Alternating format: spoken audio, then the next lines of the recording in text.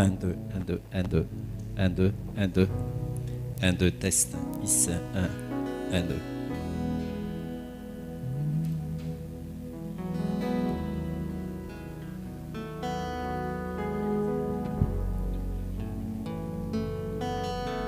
Alléluia. Misaotra ny tompontsika androany fa afaka niaraka eto indray noho ny fahasoavany. Alléluia. Tsy noho itsika fa tena noho ny fahasoavan'ny tompo.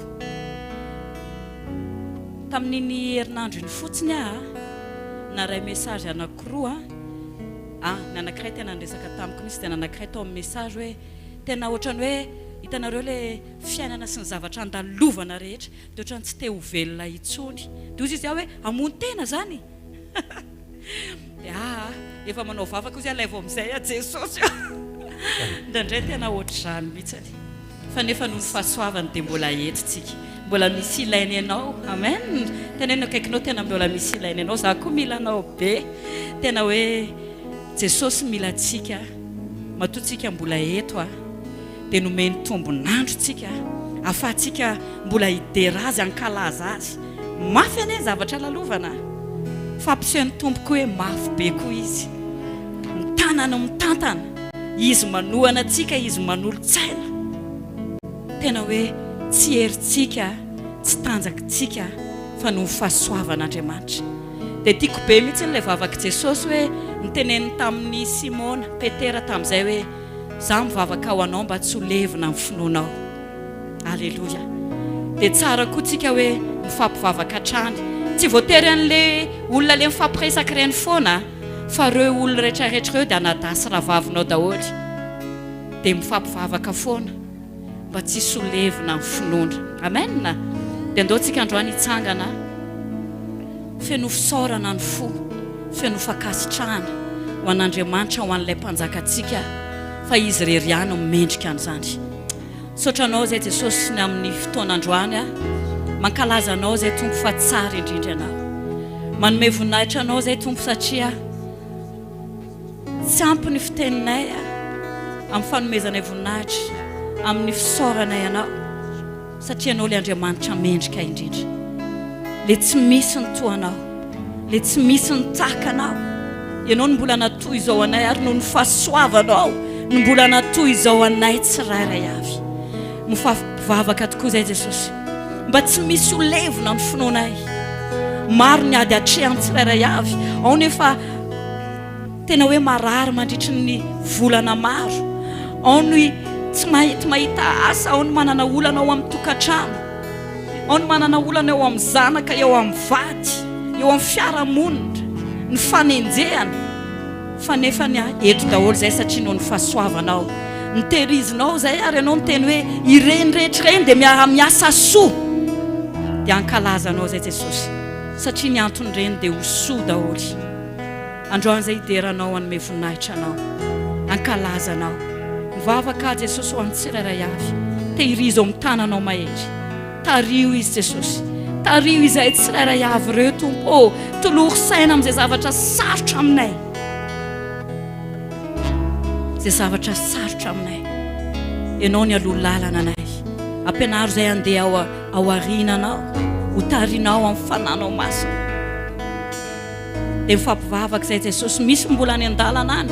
Misy manana faniriana ho tonga eto. Eo ny sakatsakana dia mivavaka izay androany Jesosy. Ianao no andravany sakatsakana rehetra. Hitondra ny tsirairay avy eto. Iray fo iray saina nandratra anao. Hanome voninahitra ny anaranao. Marina fa samy mivavaka izay any an-trano. Fa hafa mihitsy miaraka manandratra anao eto amin'ity toeran'ity. Iray fo iray saina ny fananay. Iray anandratra anao Jesosy. Dia hideranao izay androany. Misaotra anao hanome voninahitra anao. Misaotra amin'ny fanatrehanao tompo. Misaotra fa ianao le mpanjaka no manatrika anay. Dia misaotra betsaka anao izay Jesosy. Voninahitra ho anao. Halleluja. Amen.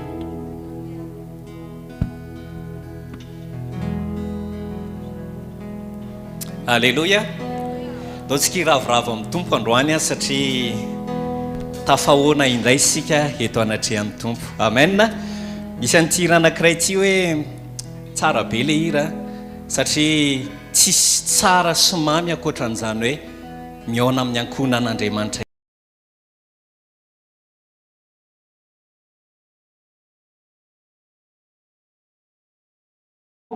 tafahoana indray ankohonana iray hiaraka hivavaka isika satria tsara ny Andriamanitsika tafahoana indray hianiterana iray. Amen. Ao irantsika nizo hoe tafahoana indray hianiterana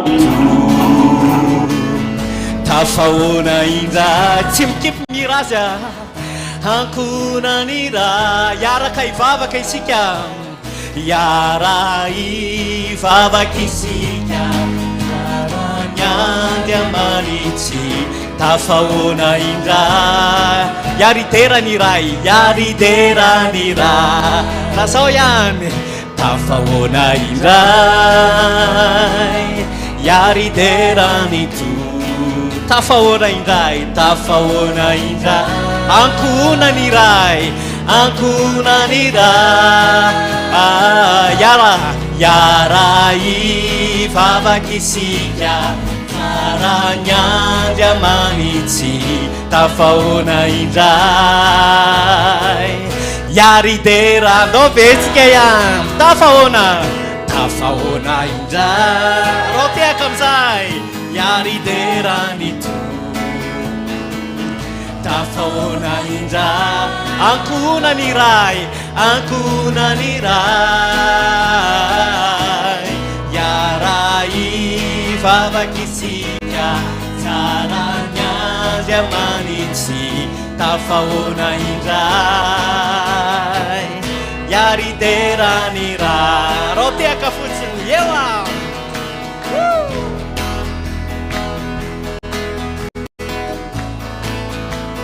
Alléluia.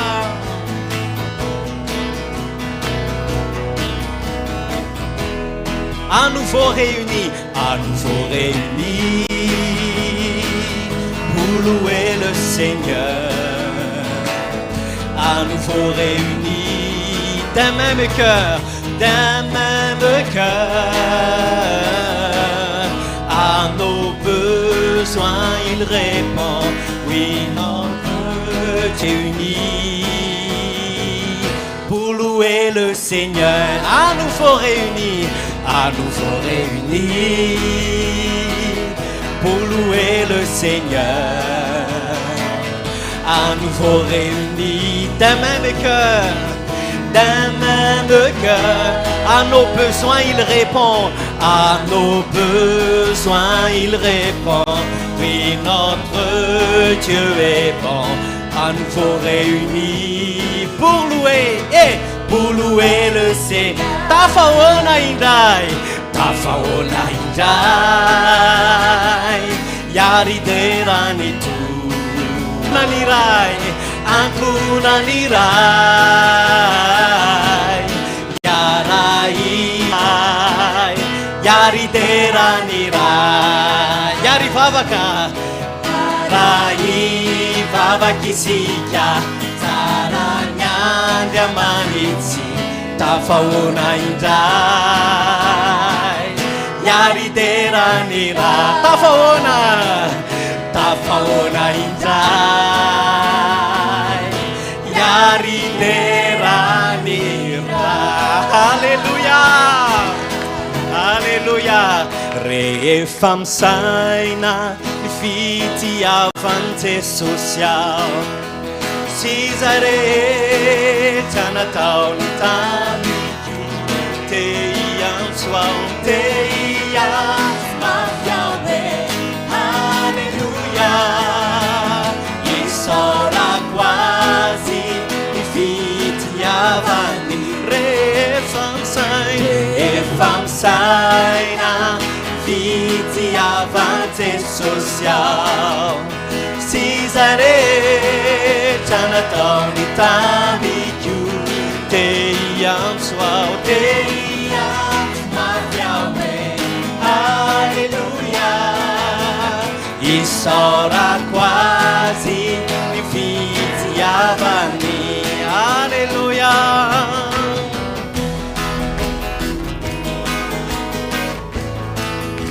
Alleluia.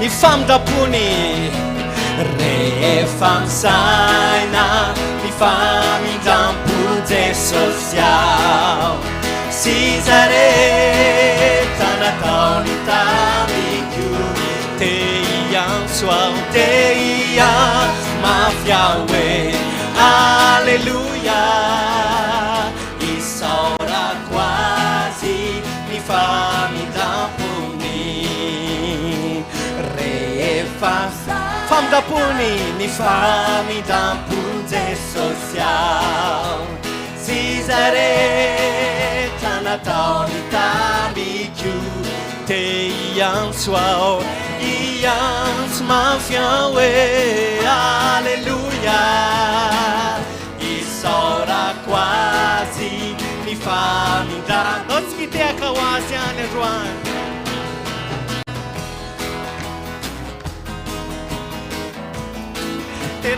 terao izy antsandrato izy androany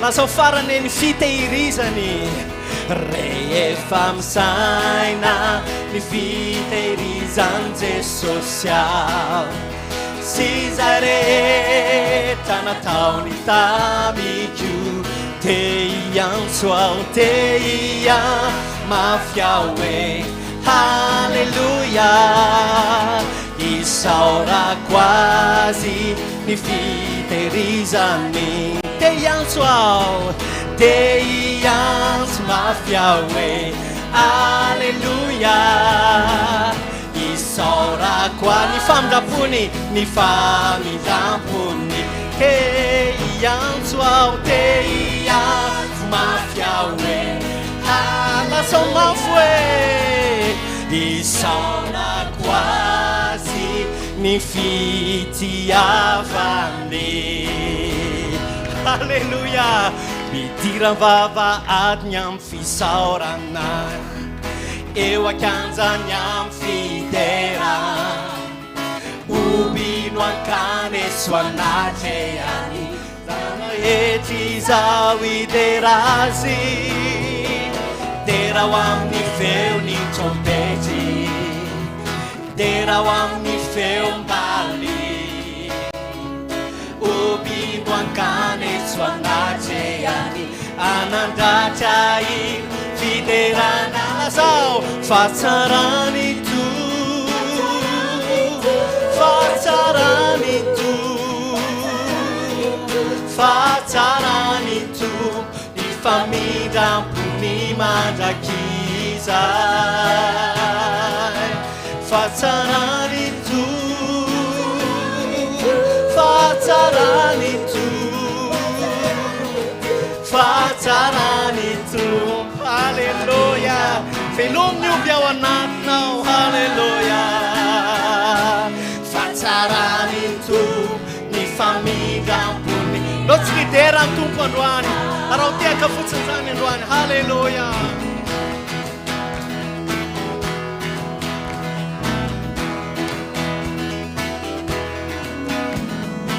midiram-bava adiny amin'ny fisaorana eo akanjany amin'ny fidera obino ankany soanatrehany zao rehetry izao iderazy dera ho amin'ny feo ny trompety izy dera ho amin'ny feo mbaly obino ankany soanatrehany terao izy tatra iry fideranazy fatsarany to fatsarany to fatsarany to ny famindrampony mandrakizay fatsarany to fatsarany to fatsarany to ny famindrampony mandrakizay fatsarany to ny famindrampony mandrakizay fatsarany tomponany to ny famindram-pony mandrahisa. Alleluia. Tsara ny tompo raha lasiana vava. Rehefa anatina tsy fahasalamana isika, na olana tena any amin'ny lalina indrindra, dia reny ainao mihitsy rehefa mideran'ny tompo ianao. Tena tsapanao mihitsy hoe tompo, tsisy afa-tsy ianao rery ihany no any fanantenana tokana. Ny olombelona anankiray rehefa mbola miriary, rehefa mbola salama, rehefa mbola manana asa, mbola manana ny volany, mbola manana heri-tanjaka, dia mahavita miteny hoe tsisy Andriamanitra.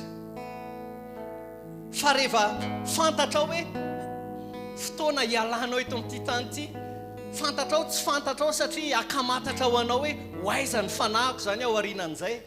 Na ny olona mafoy mametram-panontaniana ihany, fandrandray eo ny fahavalo miasa tsy hitany intsony ho iza ny antorana, tonga ny fanamelohana rehetra. Tsara lasiana bavy na fantatra olona ohatran'izany. Fa isika kosa tena raha mbola meny tompo fotoana, tsika novonjen'Andriamanitra, tsika navotan'Andriamanitra, inona ny manakana antsika tsy tena hira ny fotsika manontolo, hira fiderana ho an'Andriamanitra. Amen. Dao tsika hira hoe fatsarany to, fatsarany to, fatsarany tompo ny famindram-pony mandrakiza. Fatsarany tompo ny famindram-pony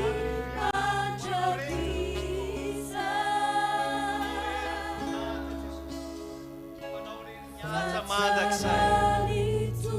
Alleluia. Alleluia. Amen. Misy hira anankiray indray ity izay efa tao am-po efa ela be no hoe andao irainy tsara raha irainy fiangonana, hira fakasitrahana le izy hoe misaotra tompo. Ahoana hoe misaotra tompo. Ndao ny iraintsika le izy raha efa ao ny tononkira dia tena tsara be.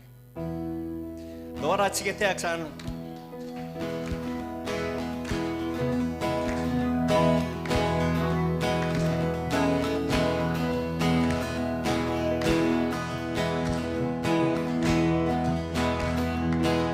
Zao hoe tompo, tompo ny fanikoandroany, etoanatrehanao ilaza hoe misaotra anao. Lazao misaotra, lazao hoe noreo zay nomenao ahy, noreo zay nomenao ahy, ny fitahina zay tsy hitako akory, misaotra anao, misaotra. Lazao hoe amin'ny fiderana, eo amin'ny fiderana sy fakasitra ny tanako no asandratrofa, misaotra anao, tonga misaotra anao,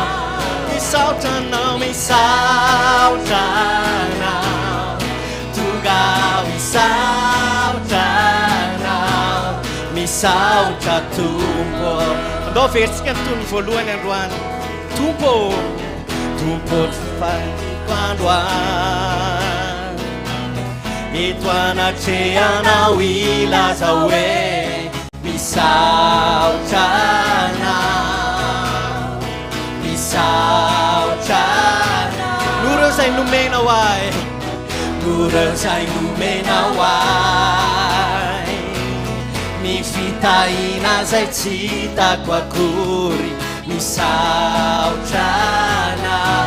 Lazao misaotra amin'ny fiderana, amin'ny fiderana amfidera sy fakasitra ny tanako no asandratofa misautanao tonga misautanao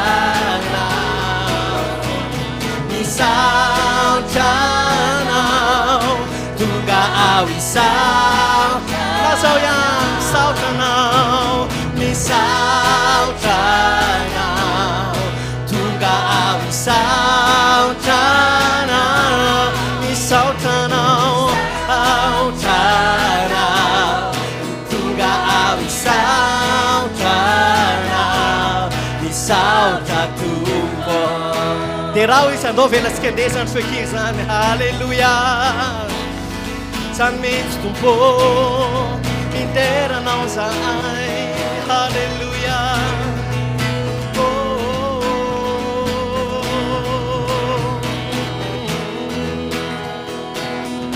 halleluia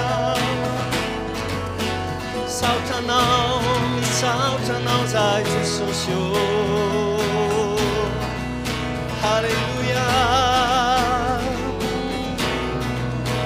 azao amfidera sy fakasitra ny tanako no asandra amfidera sy fakasitra ny tanako lazao ihany fidera ny fidera sy fakasitra ny tanako no asandra lazao farany amfidera sy fakasitra ny tanako no asandratofa misautanao tonga misautanao halleluia misautanao tonga misautanao misautanao sautanao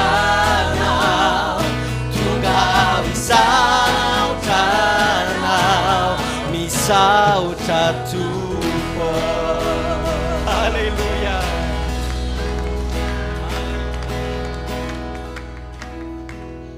halleluia halleluia sokabagaya seregebeya sokororo yashi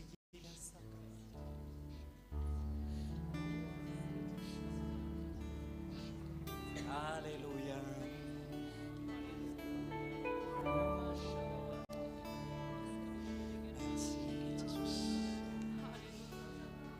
Jesosy eo tsisy hafa anatonanay androany afa-tsy anao rery any tompo amin'izao tena mambivotra ny fotoana izao saotra anao satria mbola mitao aminao miaraka izahay afaka iankohaka aminao mbola miantso ny anaranao fonay rehetra tompo ty ny fotoana tahaka izao no fanay tombo bebe kokoa tompo amin'ny fifandraisana aminao halleluia halleluia reo anjely masina ny voahariky masina misandratsy anao masina masina mandrakizay ny olonao masina ho any mpanjaka masina mandrakizay anao masina masina mandrakiza reo anjely masina ny voariky masina misandratsy anao masina masina mandrakiza tosika rehetra hiara ilaza hoe ny olonao masina ho any mpanjaka masina mandrakizay anao masina masina mandrakiza lasao ny anaranao no ambony indrindra ny anaranao avo indrindra sy lehibe indrindra ambony ny anarana reo hoe fahefana fanapana ny andrianana manaiky ny anarana reo angely masina ny voariky masina misandaty anao lasa hoe masina mandrakiza ny olonao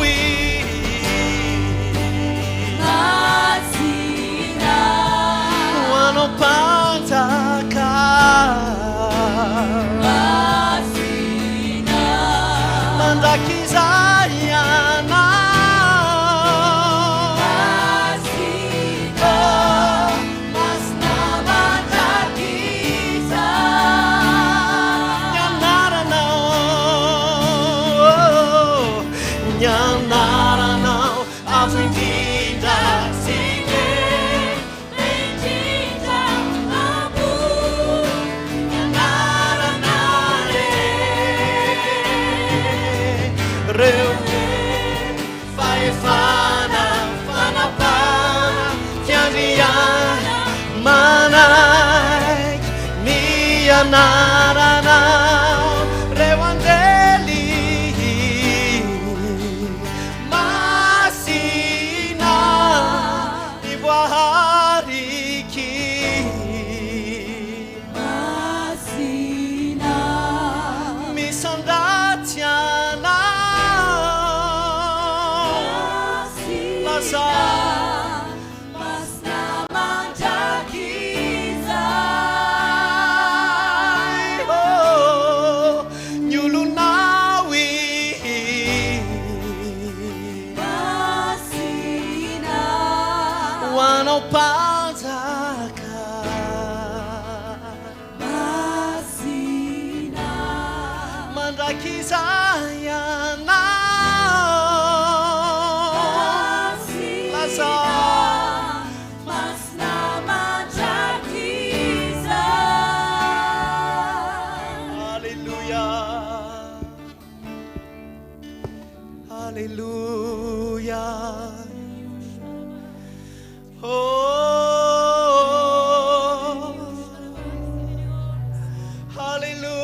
Alleluia Alleluia misandrata tompo lay avo indrindra lay lehibe indrindra lay ambony ny anarana rehetra lay mipetraka eo amin'ny tanakavanan'Andriamanitra Alleluia Alleluia Alleluia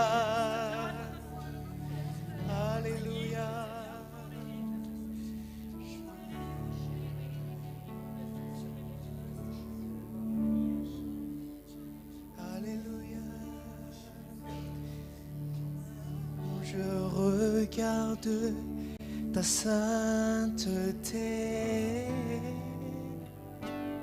et quand je contemple ta beauté, les choses qui m'entourent ne valent plus rien pour moi. Je découvre la joie de te chanter, je découvre la joie de te chanter, de déposer ma vie à tes pieds. Il n'y a que toi, Seigneur, il n'y a que toi qui importe pour moi. Je veux t'adorer, oh, je veux t'adorer,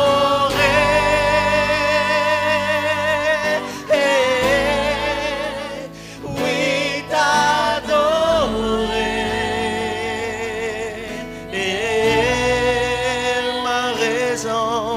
ma raison de vie, c'est de t'adorer.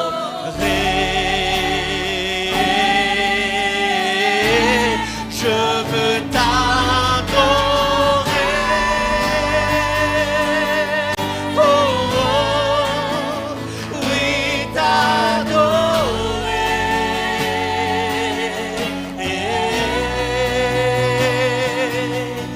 Ma raison de vie, c'est de t'adorer.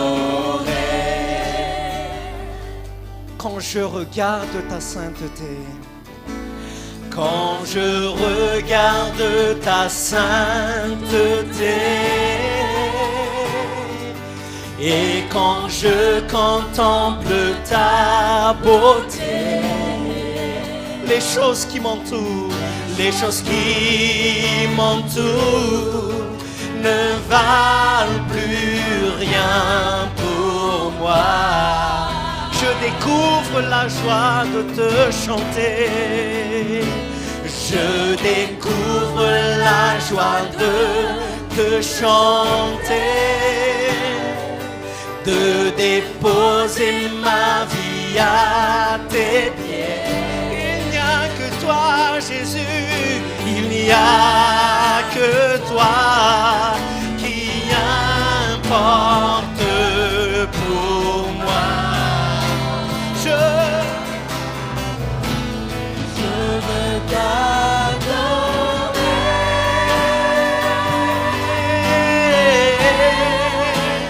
oui, t'adorer.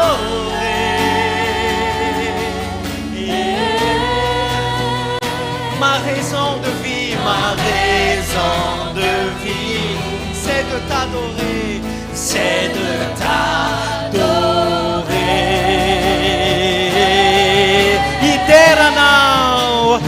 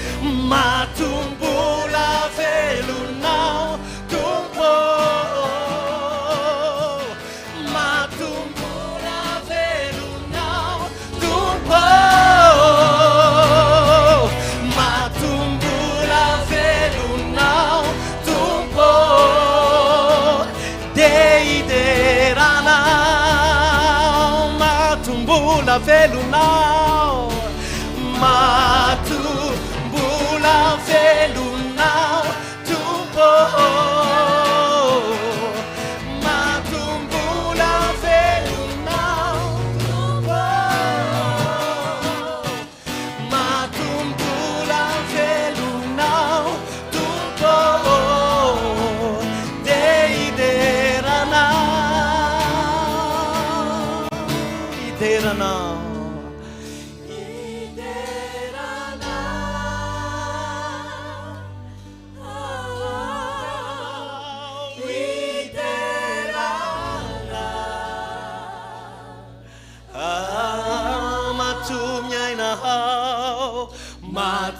Matumiaina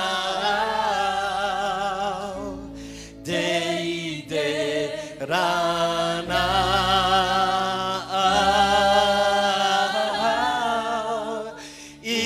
iderana watupo iderana iderana Matumiaina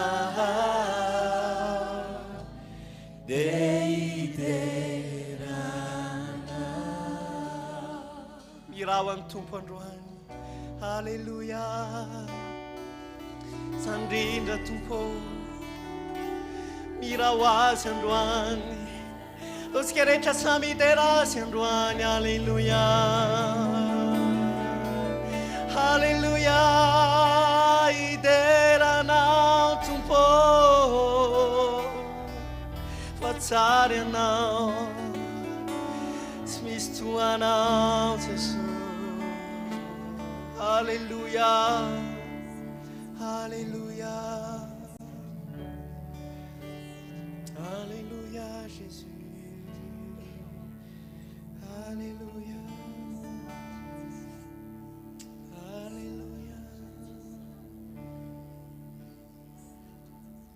Merci Jésus. Merci Jésus. Alléluia.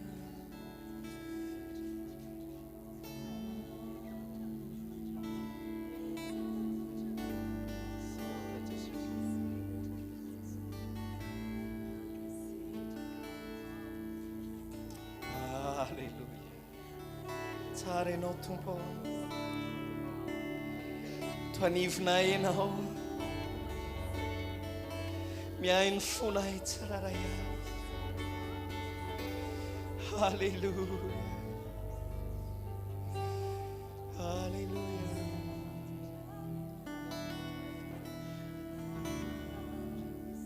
Merci Jésus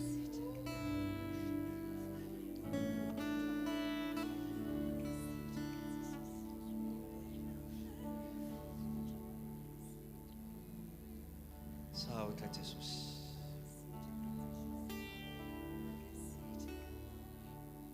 Merci Jésus.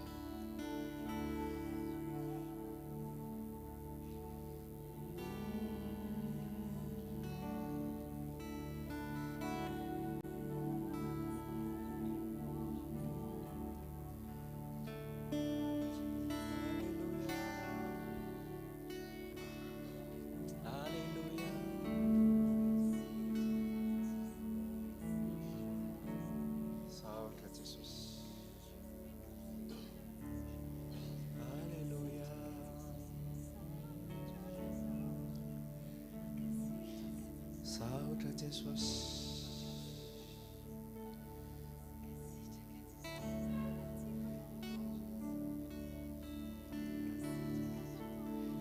Ni fanacheanao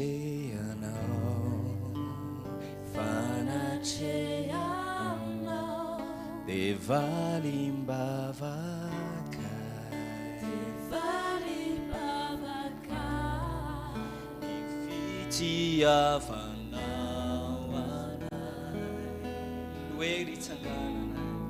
noeri tsanganana anilana ianao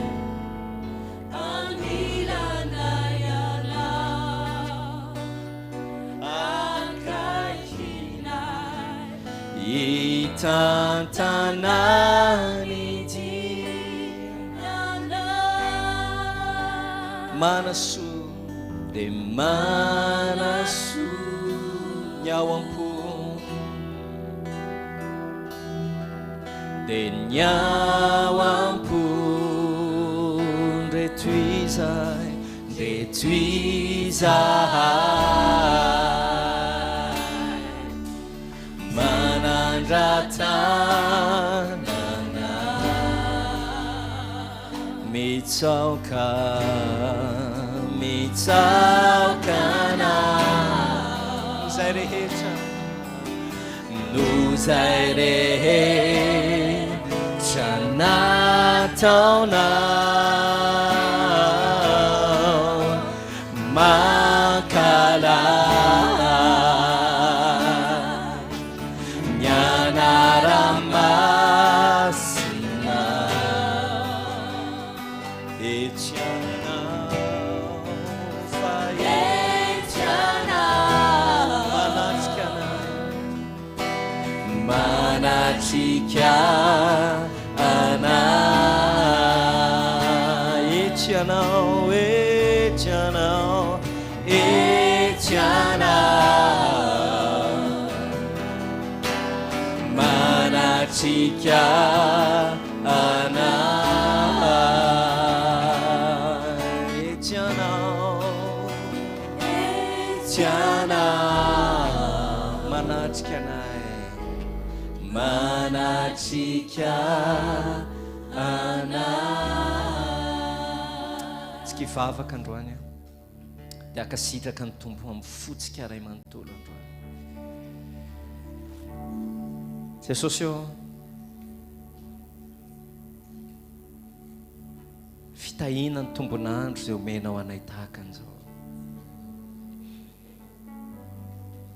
nararotanay tompo nakasitrahana ianao anomezanay voninahitra ny anaranao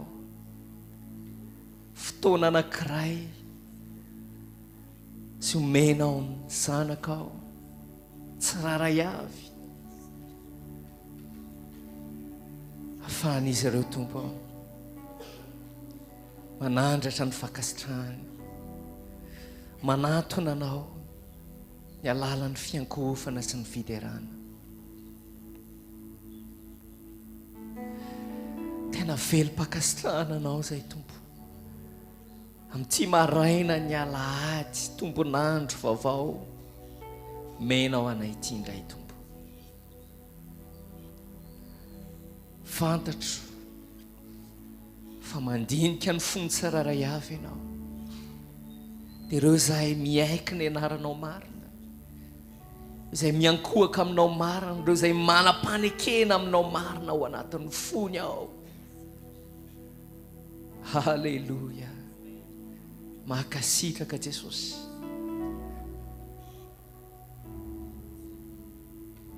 fa ianao ny tompony zavatra rehetra ianao ny auteur ny zavatra rehetra ianao ny namorona ny zavatra rehetra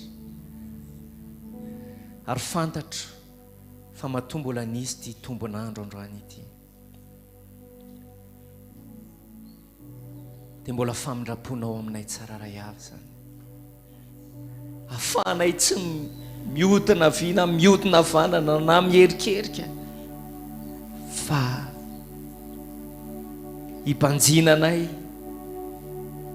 tsy hibanjinanay fa tsy ny tomponay rery any satria ianao ny tompony finoanay sy mpanefa izany halleloia raisin'ny voninahitra tompo raisin'ny fakasitrahana mandrakizay halleloia amen amen tsika samy azo toerana androany dia raisika raha lamansoro amin'izao tontolo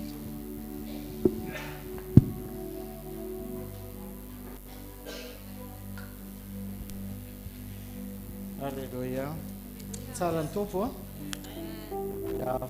fatsika rehetra minaran Jesosy tena mahafinaritra ny eo anatrehan'ny tompo amen tsy fantatro raha tsapatsika tsirairay ny tena mahazava-dehibe sy ny fiady rehefa manantona amin'ny tompo amen tena fahasoavana izay tsy hananan'olona rehetra nefa fahasoavana izay omen'Andriamanitra na toloran'Andriamanitra amin'olona rehetra. Fa misy manaiky, misy mandray, misy tsy mandray. Fa tombony lehibe ho atsika ny nafahatsika nandray izany fahasoavana zany, ny afahatsika manatona an'Andriamanitra tsy atsapa fahatezerana avy aminy noho ny fahotatsika, noho ny fahatsoatsika, fa manatona an'Andriamanitra itsika toy ny zanaka izay manatona ny ray. Amen. Dia mitondra fanatitra itsika, fanatitra izay misy antitra izay ankasitrahany. Ary izay fanatitra zany dia voalohany indrindra dia ny tenatsika, fanatitra velona, masina. Ny fiainatsika dia fiainana izay tena na dia tsy tanteraka itsika fa misy tahotra ao anaty.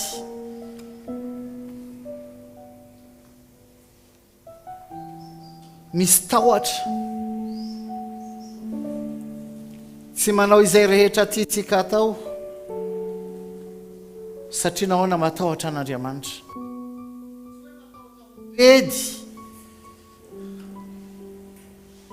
fa tahotra izay mifono fanajana sy fankasitrahana ilay Andriamanitra lehibe, ilay Andriamanitra tsy to, ilay Andriamanitra tsy manam-paharoa,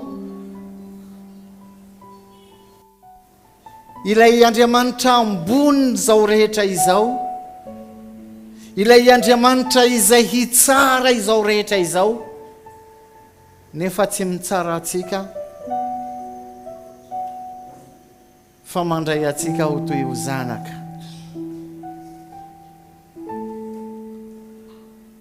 Tombontsoa lehibe ho atsika ny afatsika manatona azy sy mitondra fanatitra ny tenatsika, sy mitondra fanatitra izay afahatsika hampandroso ny fanjakany. Misy teny anankiray izay tiako zaraina amintsika ho fampahirizana atsika ny amin'izany fanatitra zany.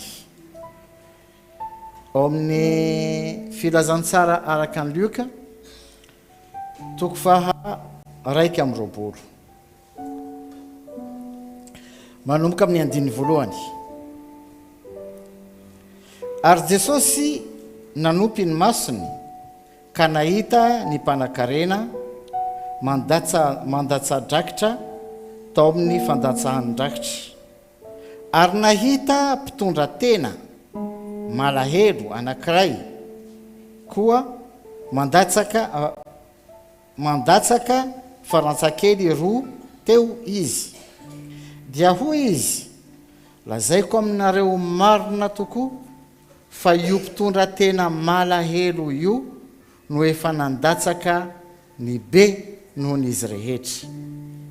Fa ireo rehetra ireo dia tamin'ny habeny fananany no nandatsahany tao amin'ny rakitra, fa izy kosa tamin'ny fahantrany no nandatsany ny fivelomany rehetra izay nananany.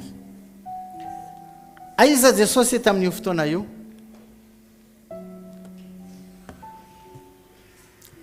Petraka Jesosy dia mijery ny olona rehetra izay alatsany ao anatin'ny boatin'ny rakitra.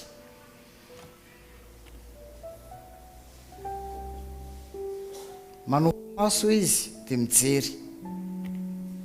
Ohatrinona no nomeny tsirairay.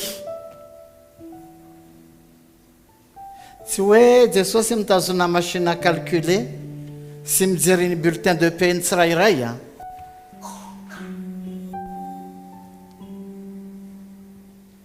satria raha mijery io tantara io a hita fa misy ramatoam-pitondratena malahelo izay nanome izay rehetra nananany. Fantatry ny Jesosy izay ananantsika tsirairay. Dia nisy nanome be dehibe. Zany hoe tsisy dikany eo anatran'ireo olona reo ny fanatitra natao ilay ramatoa mpitondratena malahelo, tsisy dikany amin'izareo. Nefa amin'ny fijerin'i Jesosy a, ilay ramatoa nanome kely indrindra no lazain'i Jesosy hoe izy nanome be indrindra noho ny rehetra.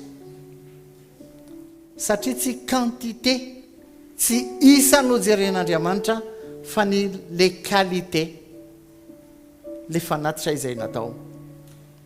Zany hoe ny vidiny, nandoa vidiny ilay ramatoa mpitondratena izay malahelo.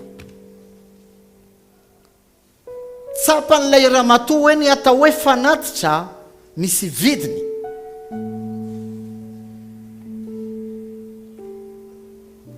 Raha mijery ao anatin'ny testamenta taloha, ny fanatitra natao dia tsy resaka vola fa zavatra, biby indrindraindrindra. Ary Andriamanitra mitaky ny lalàna izay nametraka fa tsy maintsy biby tsy misy klema tanteraka, fa tsy hoe manana akoho dia ataoko fanatitra dia zay, na misy voromailala dia ataoko fanatitra dia zay, fa le qualité ny fanatitra. Misy vidiny hoan'izay olona manome, tsy antery io. Ary tsisy fanomezana tsiny avy amin'Andriamanitra rehefa n'olona afaka manome nefa tsy manome, satria ny fanatitra dia antsitrapo. Ary misy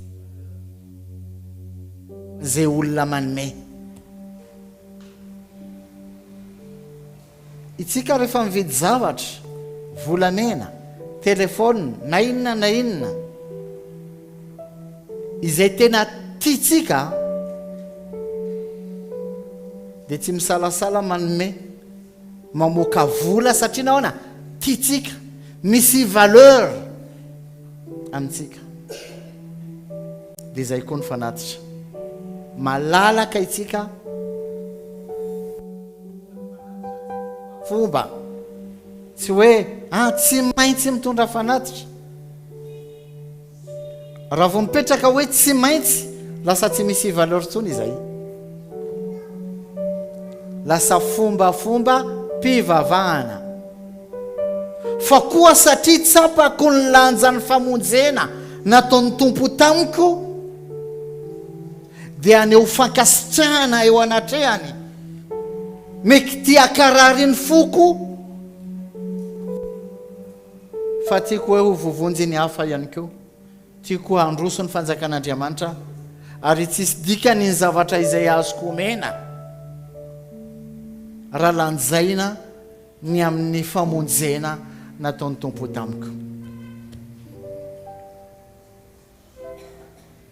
Noho izany tsy isa hoe misy olona nanome fantatro firy miliona, firy miliara, tsy zay. Manahoana ny valeur ny fanatitra izay ataoko amiko eo anatrehan'Andriamanitra.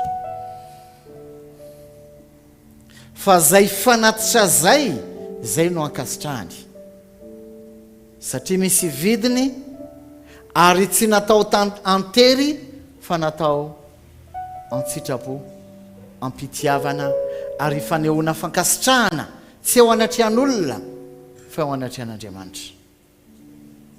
Amen. Noho izany andehantsika handroso hitondra ny fanatitra izay nomanitsika ho an'Andriamanitra, ary ho an'izay rehetra mijery en ligne dia misy numéro izay ho hitantsika ao azo alefa amin'ny vola na atao virement bancaire. Teny Jesosy itsika tsirairay.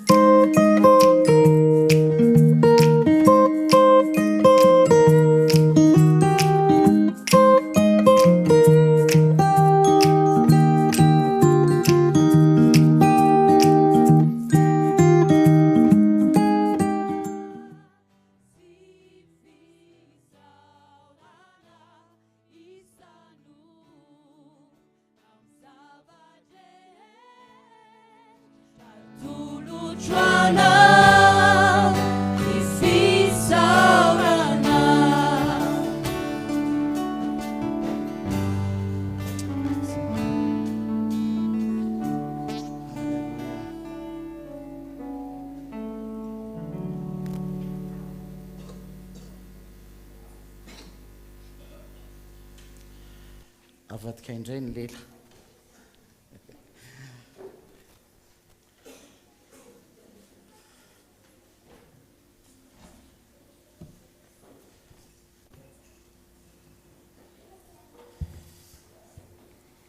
Alors je réitère le bonjour à tous qui êtes présents et ceux qui nous suivent en ligne.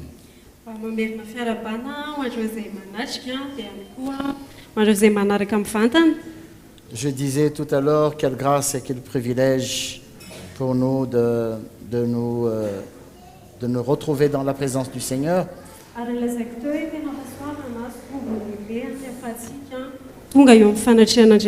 L'apôtre Jean disait dans une de ses épîtres, il disait, voyez quel amour Dieu a manifesté en nous appelant ses enfants. Ny apôstôly Jauna tao amin'ny epistily soratany dia niteny hoe tena fitiavana lehibe ny naseho an'Andriamanitra ny antsony antsika ho zanany. Frères et sœurs, nous avons vraiment un très grand privilège Ary tena hoe tombony lehibe ny ananantsika raha lasaina bavy d'être appelés enfants de Dieu. Atsoina hoe zanak'Andriamanitra. L'Esprit rend témoignage à notre esprit selon ce que Paul a dit dans son épître aux Romains. Ary ny fanahy dia mijoro vavolombelona amin'ny fanahintsika ny amin'ny epistily soratany Paoly ao andro Romanina. Il rend témoignage que nous sommes enfants de Dieu. Ary izy dia maneho na mijoro vavolombelona hoe zanak'Andriamanitra isika. C'est-à-dire que nous ne connaissons pas et nous ne connaîtrons pas la colère de Dieu. Dia izany hoe tsika dia tsy atsapa ny fahatezeran'Andriamanitra ary tsy ahita ny fahatezeran'Andriamanitra. Parce que viendra le jour où la colère de Dieu va se manifester. Satria ho avy ny andro izay iseho ny fahatezeran'Andriamanitra. Et tout le monde va essayer de fuir. Dia ny olona rehetra dia hiezaka hitsoaka an'izany. Mais fuir pour aller où? Fa hitsoaka dia handeha ho aiza. Parce que même le ciel et la terre vont essayer de fuir eux aussi. Satria na lanitra sy ny tany ary dia hiezaka hitsoaka an'izany ihany koa. La Bible nous dit que de ce jour-là que la terre va être enroulée comme un parchemin. Dia ny tenin'Andriamanitra dia milaza amintsika hoe ny tany dia iorona tahaka ny orona taratasy. Tellement personne ne peut résister à ce jour à la colère de Dieu. Satria dia tsy misy tafatoetra eo anatrehan'ny fahatezeran'Andriamanitra. L'insensé, il dit que c'est pas vrai, ça n'existe pas, ça viendra pas. Dia ny adala dia miteny hoe antsisy zany ary tsy ho avy zany. Il mène sa vie comme il veut. Dia mitondra ny fiainany arak'izay itiavany Il azy ne se izy. soucie de rien. Dia tsy miraharaha ninninina izy. Mais par la grâce du Seigneur, Fa noho ny amin'ny fahasoavan'Andriamanitra nous avons été touchés par sa parole. dia nokasihan'ny teniny isika. nous avons reçu l'évangile, nandray filazantsara isika nous avons accepté de recevoir le Saint-Esprit en nous, nanaiky isika andray fanahy masina ao anatsika nous sommes devenus des enfants de Dieu. tonga zanak'andriamanitra isika. Quelle grâce! Tena hoe fahasoavana. Ce n'est pas par nos propres efforts, Tsy tamin'ny ezakitsika manokana ce n'est pas par nos œuvres que nous sommes devenus des enfants de Dieu, ary tsy tamin'ny asantsika no natongavantsika ho mais c'est zanak'andriamanitra par la grâce du Seigneur. fa tamin'ny alalan'ny fahasoavan'andriamanitra. Dieu nous a tant aimés Tena hoe tiatsika ny tompo a qu'il a donné son Fils unique dia nomena zanalatokana afin que nous devenions des enfants de Dieu. mba hatonga atsika ho tonga zanak'andriamanitra. Tous ceux qui croient en lui, Izay rehetra mino azy, tous ceux qui le reçoivent. izay rehetra mandray azy. Amen. Amen. Nous sommes des enfants de Dieu parce que nous avons été rachetés. Zanak'andriamanitra isika satria efa nofidiana. Nous sommes des enfants de Dieu parce que Dieu avait fait cette promesse à Abraham, Zanak'andriamanitra isika satria Andriamanitra dia name fampanantenanan'i Abrahama malgré son âge très avancé, na efa tena nandrosoarany taonany a lui et sa femme. izy sy ny vadiny. Dieu a fait la promesse de leur donner une postérité.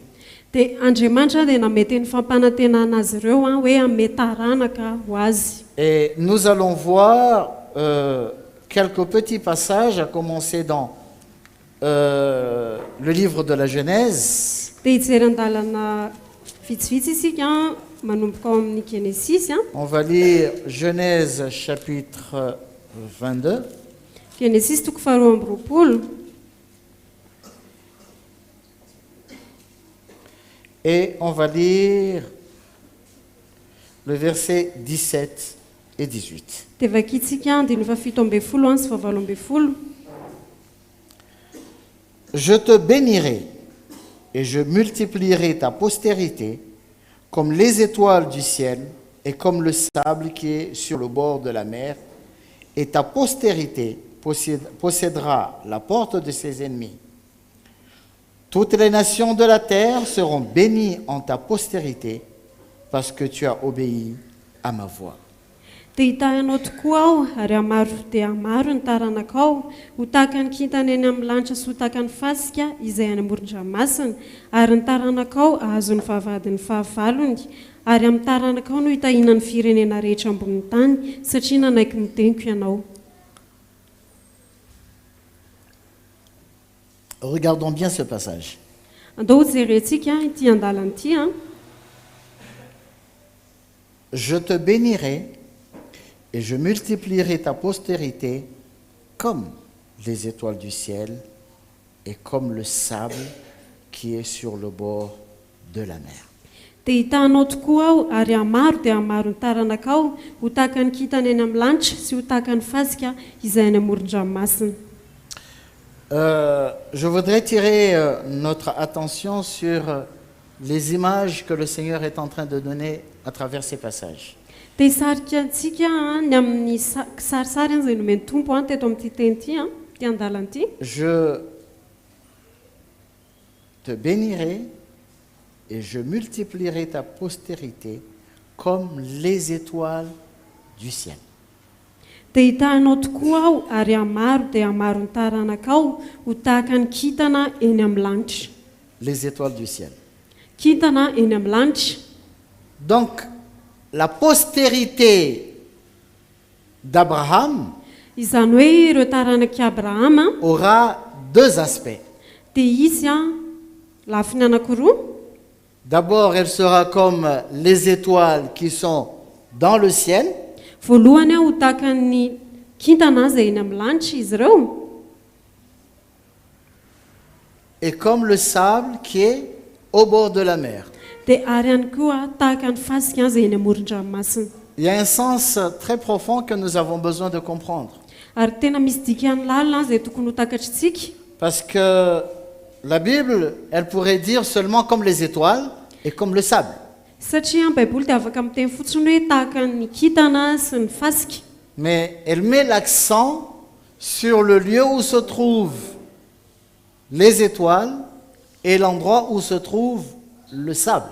fa teto dia namafisan'le toerana hoe ny toerana zay misy an'ny kintana zay eny amin'ny lanitra sy ny fasika eny Et ce n'est amoron-dranomasina pas une image ou un exemple qui est donné comme ça au hasard. dia tsy hoe ohatra fotsiny a omena ohatra ohatran'izao fotsiny a na kisendrasendra fotsiny. Chaque parole dans la Bible a son sens et sa signification. Fa ny teny rehetra izay ao anatin'ny baiboly a dia manana ny dikany avokoa. Nous savons bien que les étoiles se trouvent au ciel. Ary fantatsika tsara hoe ny kintana dia ny amin'ny lanitra. Donc, la postérité d'Abraham Izany hoe ny taranaki Abrahama sera comme les étoiles qui sont dans le ciel. dia ho tahaka ny kintana izay eny amin'ny lanitra. Mais une question qui se pose. Fa ny fanontaniana iray izay mipetraka. Pourquoi la parole ne dit pas que cette postérité sera comme le sable sur le bord de la mer et comme les étoiles qui sont au ciel? Fa naninona tsy izao no lazainy hoe ny taranany a dia ho tahaka ny fasika eny amoron-dranomasina sy ny Et kintana eny amin'ny lanitra. tous les passages dans la Bible Fa ny andalana rehetra izay ao anatin'ny baiboly a qui reprend cette promesse, izay mamerina milaza an'io teny fampanantenana io ça respecte toujours cet ordre-là. dia manaraka an'io manaraka io lamin'io foana izy milaza an'izany. On fait toujours d'abord mention des étoiles et ensuite du sable.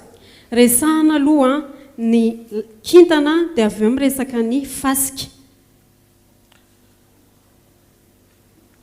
J'ai essayé de regarder dans la Bible pour voir combien de fois on a parlé de cette promesse dans la Bible.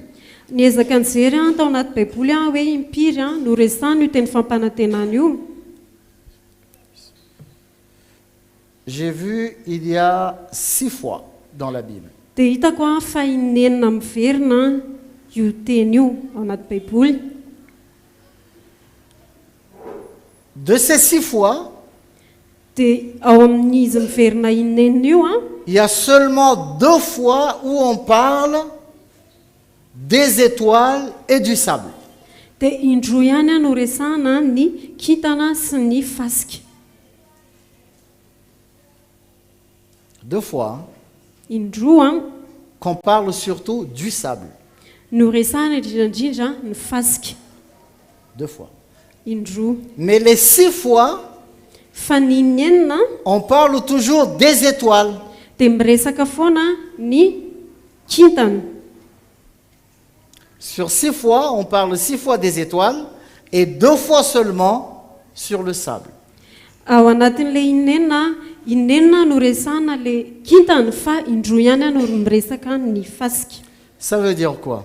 Inona ny dikan'izany? Ça veut dire que la postérité qui sera comme les étoiles du ciel, Ny dikan'izany hoe ireo taranaka izay tahaka ny kintana eny amin'ny lanitra. ça veut dire que Abraham aura une postérité spirituelle. Dia ny dikan'izany hoe i Abrahama dia hanana taranaka ara-panahy. Voilà l'exemple des étoiles. Izay no ohatry ny kintana. Les étoiles, on les trouve au ciel. Ary ny kintana dia eny amin'ny lanitra misy azy. Donc Abraham aura une postérité, il aura des enfants Abrahama dia hanana taranaka, hanana zanaka qui seront des enfants de Dieu. izay tonga zanak'Andriamanitra. Mais la Bible dit aussi qu'il aura une postérité qui sera comme le sable. Fa ny baiboly ihany koa dia miresaka hoe hanana taranaka tahaka ny fasika Où est-ce izy. qu'on trouve le sable? Aiza no ahitana C'est fasika? pas au ciel, mais sur la terre. Tsy eny amin'ny lanitra fa ety ambonin'ny tany. Donc Abraham aura une postérité aussi physique, charnelle. I Abrahama koa zany a dia hanana taranaka ara-nofo. Ce sont les enfants d'Israël. Ireo a dia ny taranak'Israely. Donc les descendants d'Abraham.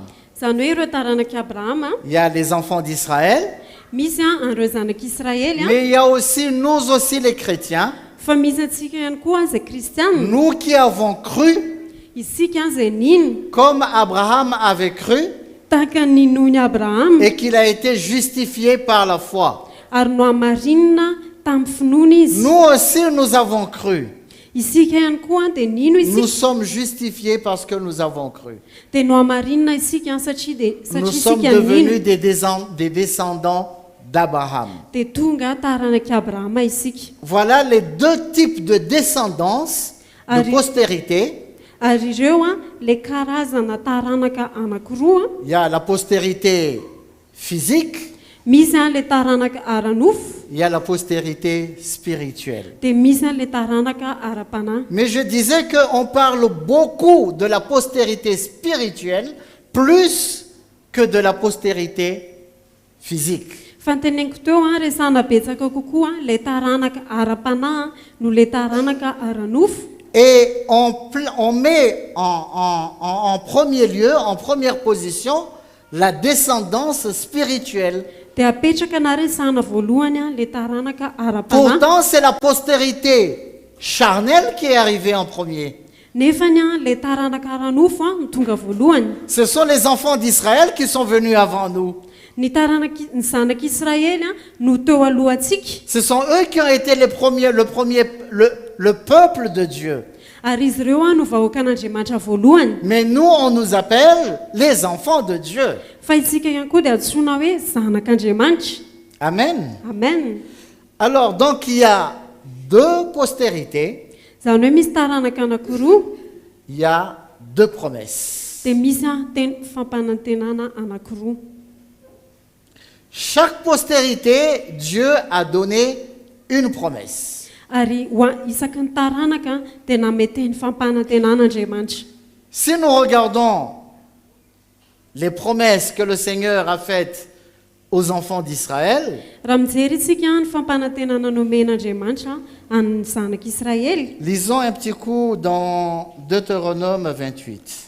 Ndao isika maky ao amin'ny Deutéronomia toko fahavalo amby roapolo. C'est un passage qui est très connu et très prêché par beaucoup d'églises. Teny izay tena be mpafantatra ary toriana eny anivon'ny fiangonana maro. On va lire seulement 2-3 petits versets, mais pas le tout. Andalana roa na telo fotsiny no vakitsika. Deutéronome 28, à partir du verset 1. Si tu obéis à la voix de l'Éternel ton Dieu, en observant et en mettant en pratique tous ces commandements que je te prescris aujourd'hui, l'Éternel ton Dieu te donnera la postérité, la supériorité sur toutes les nations de la terre. Voici toutes les bénédictions qui se répandront sur toi et qui seront ton partage lorsque tu obéiras à la voix de l'Éternel ton Dieu. Raha mihaino tsara ny feo an'i Jehovahandriamanitra ao ianao ka mitandrina anaraka ny didiny rehetra izay andidiko anao anio dia asandratra Jehovahandriamanitra ao ambony firenena rehetra amin'ny tany ianao ary ho tonga aminao sy ho azonao izao fitahiana rehetra izao raha mihaino ny feo an'i Jehovahandriamanitra ao ianao. Je ne vais pas lire toutes ces bénédictions Ary tsy hovakiko le fitahiana rehetra parce resany que nous les connaissons tous. satria isika rehetra dia mahafantatra an'ilay On a izy. beaucoup entendu parler de ça il y a longtemps de cela. Ary rehefa maheno an'izany foana isika mety efa On a elaela beaucoup prêché cela. ary nitoriana matetika ilay Beaucoup izy d'églises prêchent cela. ary fiangonana maro no mitory an'izany Donc on ne va pas revenir là-dessus. dia tsy hiverina amin'io zany sika. Mais cette parole s'adresse aux enfants d'Israël. Fa io teny io dia miresaka amin'ny zanak'Israëly Que s'ils écoutent la voix du Seigneur et qu'ils obéissent, hoe raha mihaino feo an'i Jehovahandriamanitra izy ka makatoa ils seront bénis dans les champs, dia ho tahina izy amin'ny dans les volony villes, any amin'ny dans tanàna leur travail, any amin'ny asany quand ils vont sortir et quand ils vont revenir. rehefa miditra izy na Il y a mivoaka toute une liste de bénédictions. dia misy anarana fitahiana be dia be voalaza eo. Mais je rappelle encore une fois, Fa averiko ihany cette parole concernait les enfants d'Israël. fa averiko ihany io teny io dia natokana ho an'ny zanak'Israëly. Les païens n'étaient pas concernés.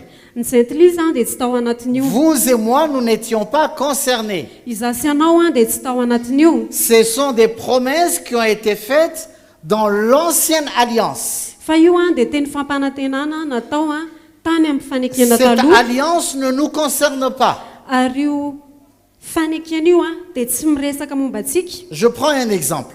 andray ohatra s'il y a deux pays, raha misy firenena par anankiroa exemple les États-Unis d'Amérique, par exemple, et la France, miresaka ohatra Amerika sy Frantsa, la Frantsa ils font une alliance. manao fanekena ry zareo, Ou disons plutôt,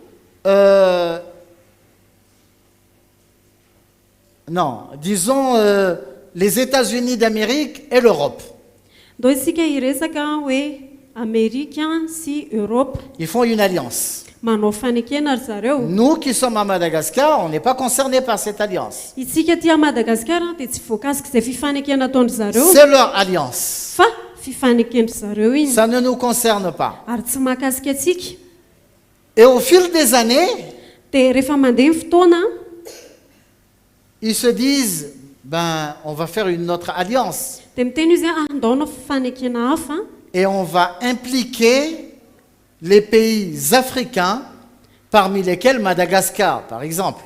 dia miteny izy ireo hoe andao ampidirina ao anatin'ity fanekeny ity le firenena afrikana reo anatin'izany Madagasikara. Et ils vont faire une nouvelle alliance Dia anao fifanekena vaovao ry avec zareo de nouveaux termes, miaraka amina soratra vaovao, de nouvelles conditions. fepetra vaovao. La question qui se pose est la suivante.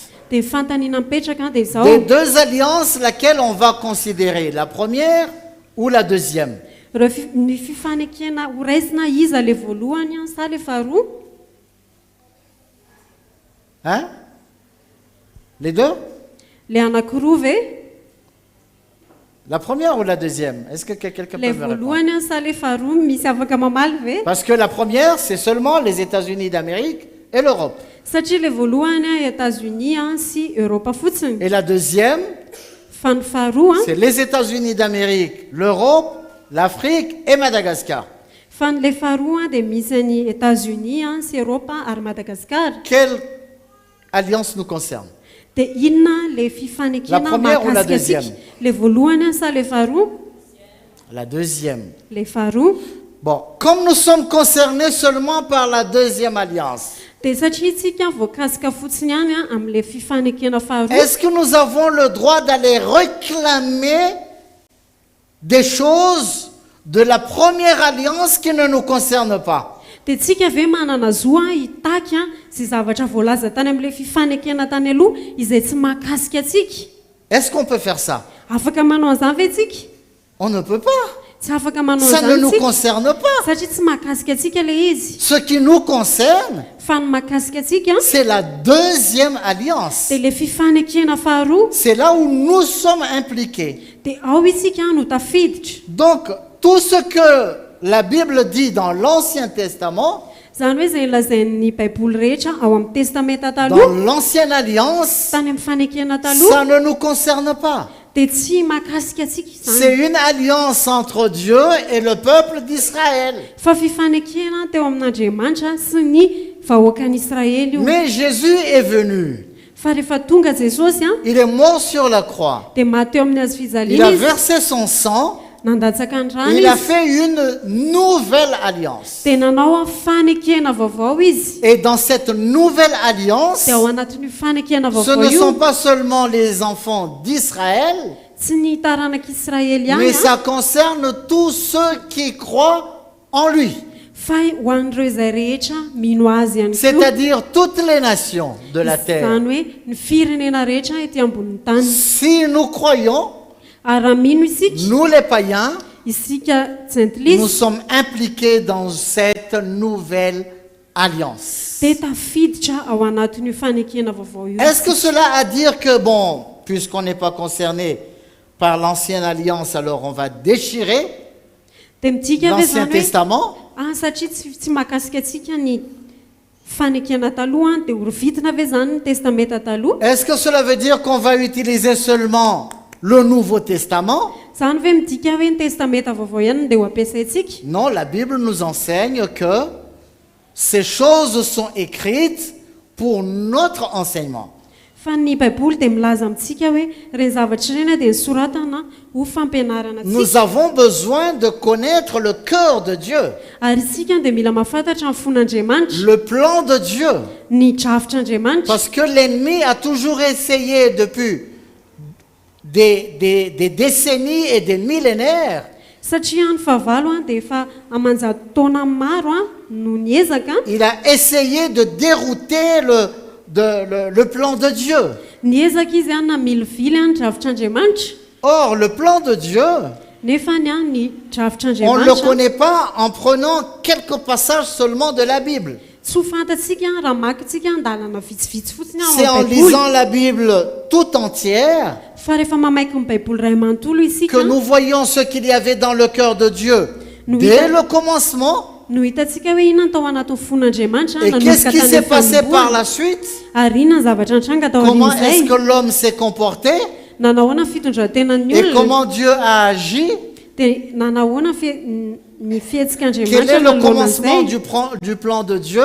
ary nanomboka nanahoana ny fanombohan'ny Et où est-ce qu'il dravitr'Andriamanitra veut en venir? dia aiza ny tiany hatongavana. Amen. Amen. Donc, Dieu a toujours voulu avoir un peuple. Andriamanitra dia efa te hanana vahoaka foana. Mais nous savons ce qui s'est passé avec les enfants d'Israël. Fa fantatsika ny zavatra nitranga tamin'ny Combien zanak'Israely ils se sont rebellés. hoe tena nikomy tamin'Andriamanitra izy Et que ireo par la suite, Dieu a envoyé son Fils. dia rehefa avy eo Andriamanitra dia efa ny Et zanany tous ceux qui croient en lui, ary dia izay rehetra mino azy tous ceux qui l'ont reçu, izay rehetra nandray nous azy sommes devenus des enfants de Dieu.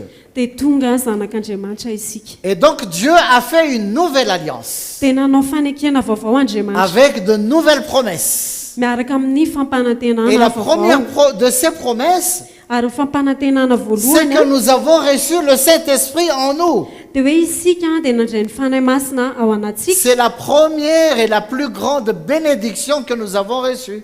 ary io ny fitahiana voalohany sy lehibe indrindra ry Nous avons zava-dehibe reçu indrindra l'Esprit de zay Dieu voaraintsika. en nous. nandray ny fanan'Andriamanitra ao Nous anatsika avons isika reçu la vie éternelle. nandray amin'ny fiainana mandrakizay isika. Amen. Amen. Les enfants d'Israël n'ont pas reçu le Saint-Esprit. ary ny zanak'Israely tsy nandray fanahy masina izy ireo. Le Saint-Esprit descendait dans certaines occasions nidina ny fanahy masina nisy fotoana midina ny fanahy masina et après il repartait. dia avy eo izy lasa. Mais maintenant, fa le ankehitriny Saint-Esprit est arrivé tonga ny fanahy et masina il habite en nous. dia mitoetra ao anatsika izy. Amen.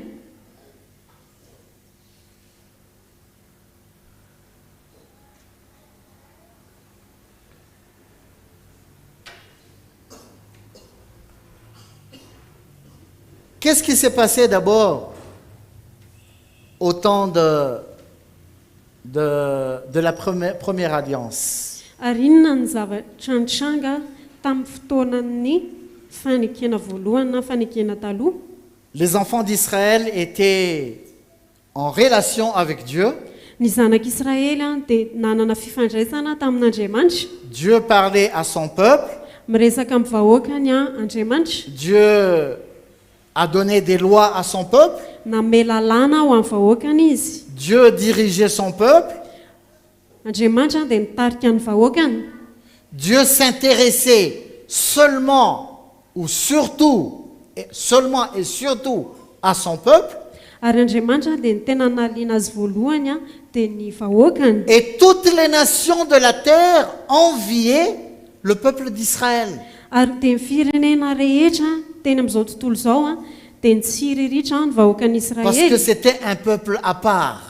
satria izy ireo dia vahoaka voatokana. Et toutes les nations de la terre Ary ny firenena rehetra tetỳ ambony sont tany venues s'inspirer de la sagesse des rois d'Israël. dia tonga nandray fahendrena tany amin'ny mpanjakan'ny Israely. Ils sont venus s'inspirer des lois du peuple d'Israël. Ary tonga izy ireo andray hianatra amin'ny lalàn'ny vahoakan'ny Israely. Et toutes les lois et toutes les constitutions que nous avons dans le monde maintenant, Lalàna rehetra sy ny lalam-panorenana rehetra izay hitantsika erak'izao tontolo izao elles sont ankehitriny toutes inspirées dès le départ dans la loi que Dieu avait donnée au peuple d'Israël. dia nitsoahana na ny anarana tamin'ny lalàna izay nomen'Andriamanitra ho an'ny zanak'Israely tany am-boalohany. Je donnerai un exemple. amin'ny ohatra Aucun pays dans le monde n'accepte le vol.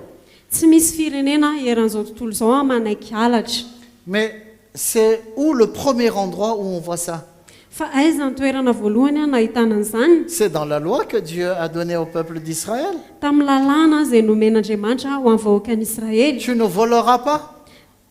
aza mangalatra Donc toutes les lois qui sont appliquées dans le monde, zany hoe ny lalàna rehetra izay miatra eny amin'izao tontolo izao elles ont été inspirées dia nitsoahana na ny anarana par ce que Dieu avait donné à son peuple à l'époque. satria andriamanitra namiany izany ho an'ny vahoakany tamin'izany vaninandro izany Je parle de cela afin que nous comprenions un peu comment est le cœur de Dieu vis-à-vis de son peuple. ary miresaka an'izany mba hatakarantsika hoe manahoana ny fon'andriamanitra manoloana ny vahoakany Le cœur de Dieu à l'égard de ceux qu'il a mis à part. ny fon'andriamanitra manoloana an'ireo izay natokany Et toi et moi, ary izaho sy anao vous et moi, za sy anao nous avons été mis à part pour Dieu dia isika dia efa natokana ho an'andriamanitra et par Dieu ary andriamanitra pour un manao dessein izany spécifique. ho ana tanjona manokana Et c'est très important de comprendre cela. ary tena zava-dehibe hanatakarantsika Parce que an'izany si nous ne comprenons pas cela, satria raha tsy takatsika nous izany risquons de tomber dans les tromperies de l'ennemi. dia mety ho tafalatsaka ao anatin'ny famitan'ny fahavalo Parce isika que l'ennemi travaille jour et nuit satria ny fahavalo dia miasa andro pour aman'alina apporter la confusion. mba hitondra fifangaroana Beaucoup de chrétiens ary betsaka ny kristianina courent vers l'ancienne alliance, miazakazaka dia makany amin'ny fanekena taloha une alliance qui ne les concerne pas, fanekena izay tsy misy idiran'izy ireo akory alors que l'alliance qui nous concerne, fa ny fanekena izay misy atsika Hébreux chapitre 8, mahakasika atsika ao amin'ny hebreo toko favalo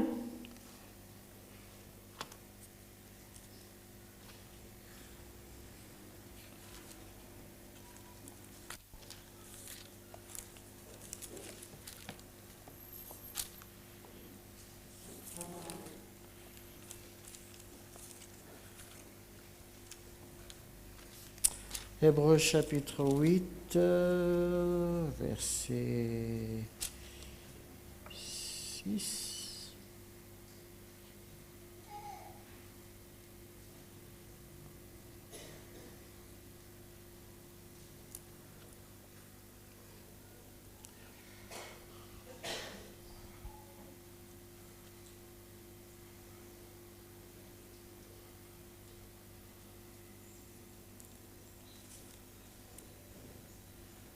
Oui. Hébreux chapitre 8, on va lire le verset 6 hebreo toko favalo andiny faheniny et 7.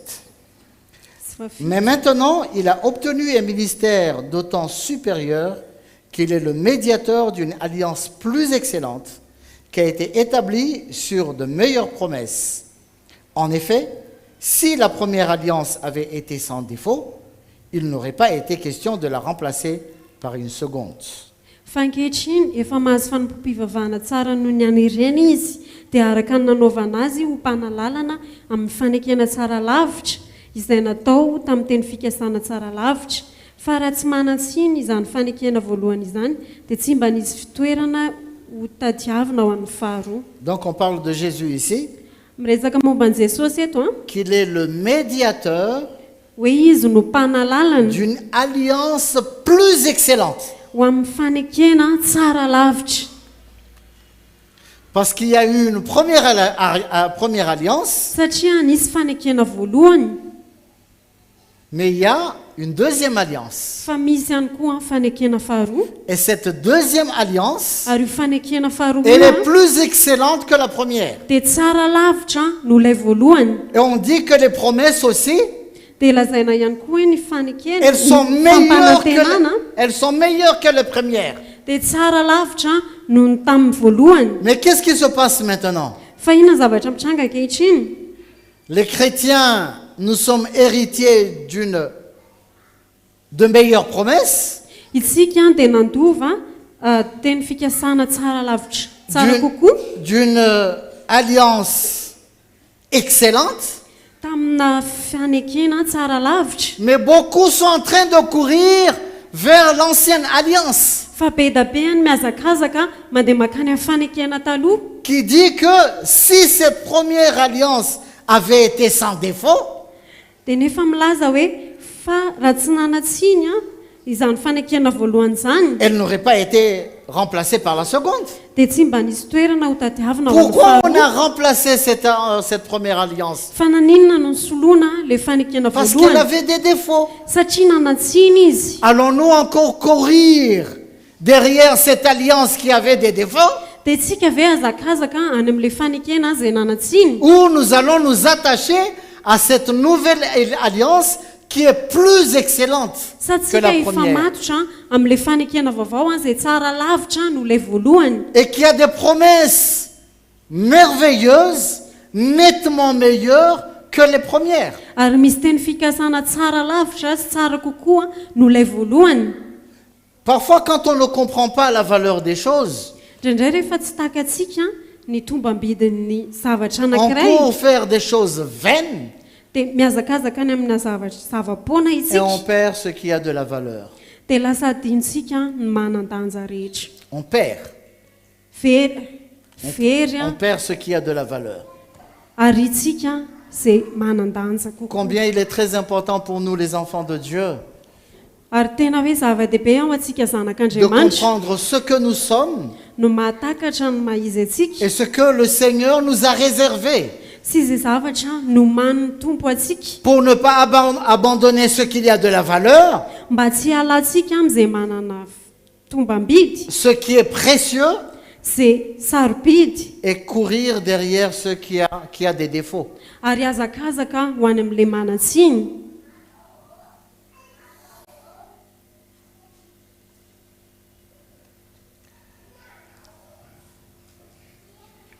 Les promesses que Dieu avait faites aux enfants d'Israël, ny fampanantenana zay ny teny fikasana zay nomen'andriamanitra ny zanak'israely je rappelle encore une fois que les enfants d'Israël, c'est la postérité naturelle. ary averitrany Charnel. fa ny zanak'israely a dia le taranaka aranofo Donc, comme le sable au bord de la mer. izany hoe tahaka ny fasika zay La amorondra-masina postérité d'Abraham sur la terre. ary ireo a no taranak'i abrahama ety ambonin'ny Donc, tany ils ont reçu des bénédictions terrestres. tena indray izy ireo a fitahiana tety ambonin'ny tany Tu auras ceci, tu auras cela, des choses matérielles, parce que c'est une postérité naturelle. hoe anana an'izao ianao anana an'izao zavatra ara materialy a satria taranaka aranofo Nous, fa nous sommes la postérité spirituelle. isika no taranaka ara-panahy Et les bénédictions que nous recevons, dia ny fitahiana izay raisitsika elles sont plus spirituelles que charnelles. dia ara-panahy kokoa no ny aranofo Ça ne veut pas dire que Dieu ne s'intéresse pas à notre vie de chaque jour. tsy midika akory zany hoe andriamanitra dia tsy mijery amin'ny fiainantsika isan'andro zany Celui qui nous donne la vie izy ny manome fiainana antsika sur terre, ety ambonin'ny c'est tany lui qui pourvoit à nos besoins. dia izy a no manome izay ilayntsika Tout ce que nous possédons, zay zavatra ananantsika ça rehetra vient de lui. dia avy amin'ny avokoa C'est lui qui nous donne. izy ny manome atsika Mais il nous donne plus que ça. fa izy a manome atsika mihoatra Des noho zany bénédictions spirituelles. manome fitahiana ara-panahy Paul a parlé de ça dans Éphésiens chapitre 1. ary paoly a dia miresaka amin'izany eo amin'ny efesianina toko voalohany Éphésiens 1. On va lire le verset 3. Béni soit Dieu le Père de notre Seigneur Jésus-Christ, qui nous a bénis de toutes sortes de bénédictions spirituelles dans les lieux célestes en Christ. efesianina toko voalohany andiny fatelo isaorana ny andriamanitra rain'i jesosy kristy tompontsika izay nitantsika tao amin'ny kristy amin'ny fitahim-pana rehetra any an-danitra Qu'est-ce qui a le plus de valeur? inona no manana tombambidy kokoa Qu'est-ce qui est supérieur? iza no ambony, les bénédictions matérielles ou bien les bénédictions spirituelles. fitahiana ara-nofo ve sa fitahiana ara-panahy? Ce qui est spirituel est au-dessus Ny de ce fitahiana qui est matériel. ara-panahy dia eo amboniny a ny fitahiana Le ara-nofo. spirituel peut provoquer le matériel. Ary ny fitahiana ara-panahy dia afaka miantso a ny fitahiana ara-nofo. Amen. Amen. Je répète, le spirituel peut provoquer le naturel. Ny ara-panahy no miantso a ny ara-nofo, Mais le naturel ne peut pas provoquer le spirituel. fa ny ara-nofo a dia tsy afaka misintona ny ara-panahy. Le naturel ne peut pas amener des choses à devenir spirituelles. Ary ny ara-nofo a dia tsy afaka mitondra ny zavatra ho tonga ara-panahy. Amen. Amen.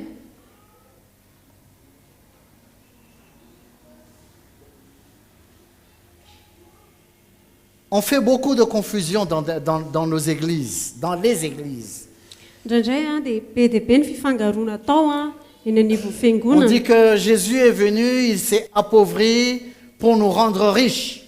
Ary indraindray dia lazaina hoe nampahatraina Jesosy a mba hampanankarena antsika. Quand nous demeurons dans notre chair, Rehefa mitoetra ao amin'ny nofontsika isika, si nous restons comme des chrétiens charnels, raha ohatra isika mitoetra ho kristiana ara-nofo, nous comprendrons les choses selon la chair, dia atakatra zavatra araka ny nofo nous isika, recevrons toutes choses dans la chair.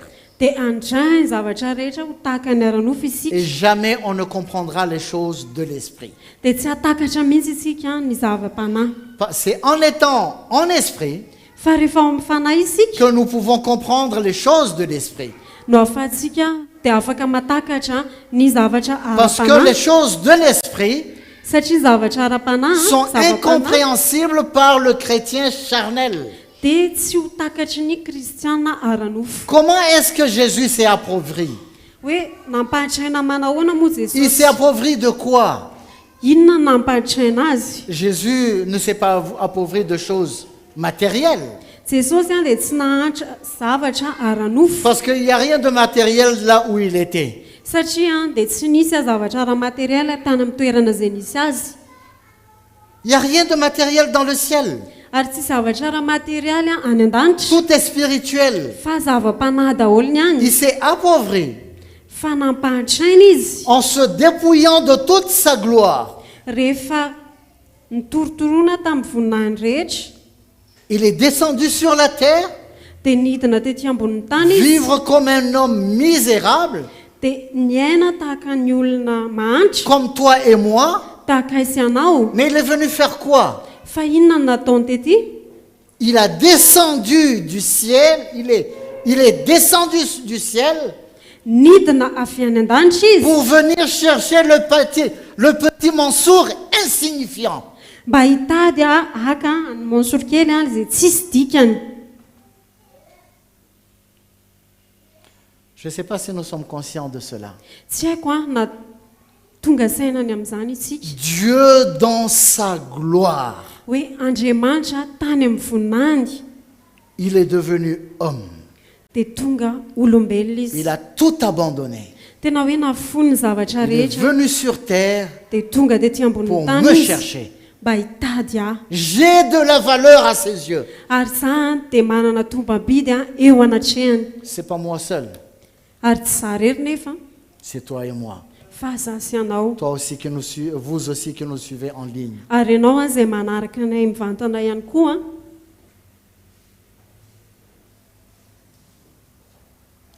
Il s'est déplacé. Tena hoe nidina izy Il a abandonné sa gloire. nafony ny voninahiny. Pourquoi? Satria maninona? Pour me chercher. Mba hitadiavany Pour ahy, nous chercher. mba hitadiavany atsika. Nous chercher pour faire quoi? Hitadiavany atsika Pour mba hanao iny. partager avec toi et moi cette gloire. Mba izarany amin'ny sasy anao izany voninahitra izany. Toi et moi, nous allons nous asseoir avec lui et nous allons régner avec lui. Ary za sy anao dia hiara hitoetra sy hiara-nizaka aminy. N'est-ce pas merveilleux? Tsy tena mahafinaritra ve zany?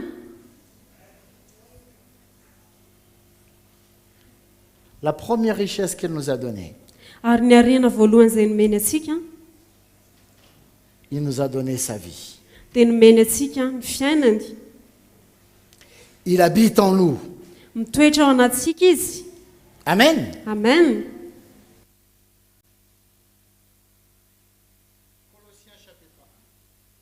Kolosiana toko voalohany.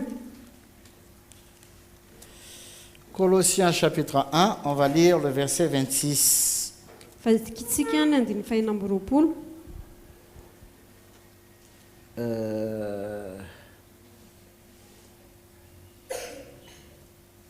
Oui, 26 et 27. Le mystère caché de tous les temps et dans tous les âges, mais révélé maintenant à ses saints, à qui Dieu a voulu faire connaître quelle est la glorieuse richesse de ce mystère parmi les païens, à savoir Christ en vous, l'espérance de la gloire. Dia ny zava-miafina ilay voafina hatramin'ny fahagoly sy ny taranaka maro fa voaseho ankehitriny amin'ny olony masina izay efa tian'Andriamanitra ho nampahafantarina ny ireny voninahitra ity zava-miafina ity any amin'ny Saint-Lisy dia Kristy ao anatinareo izay fanantenana ny voninahitra. C'est un mystère. Tena hoe zava-miafina. Un mystère, c'est quelque chose qui est caché. Zava-miafina dia zavatra nafenina Mais zany. Dieu veut nous les révéler.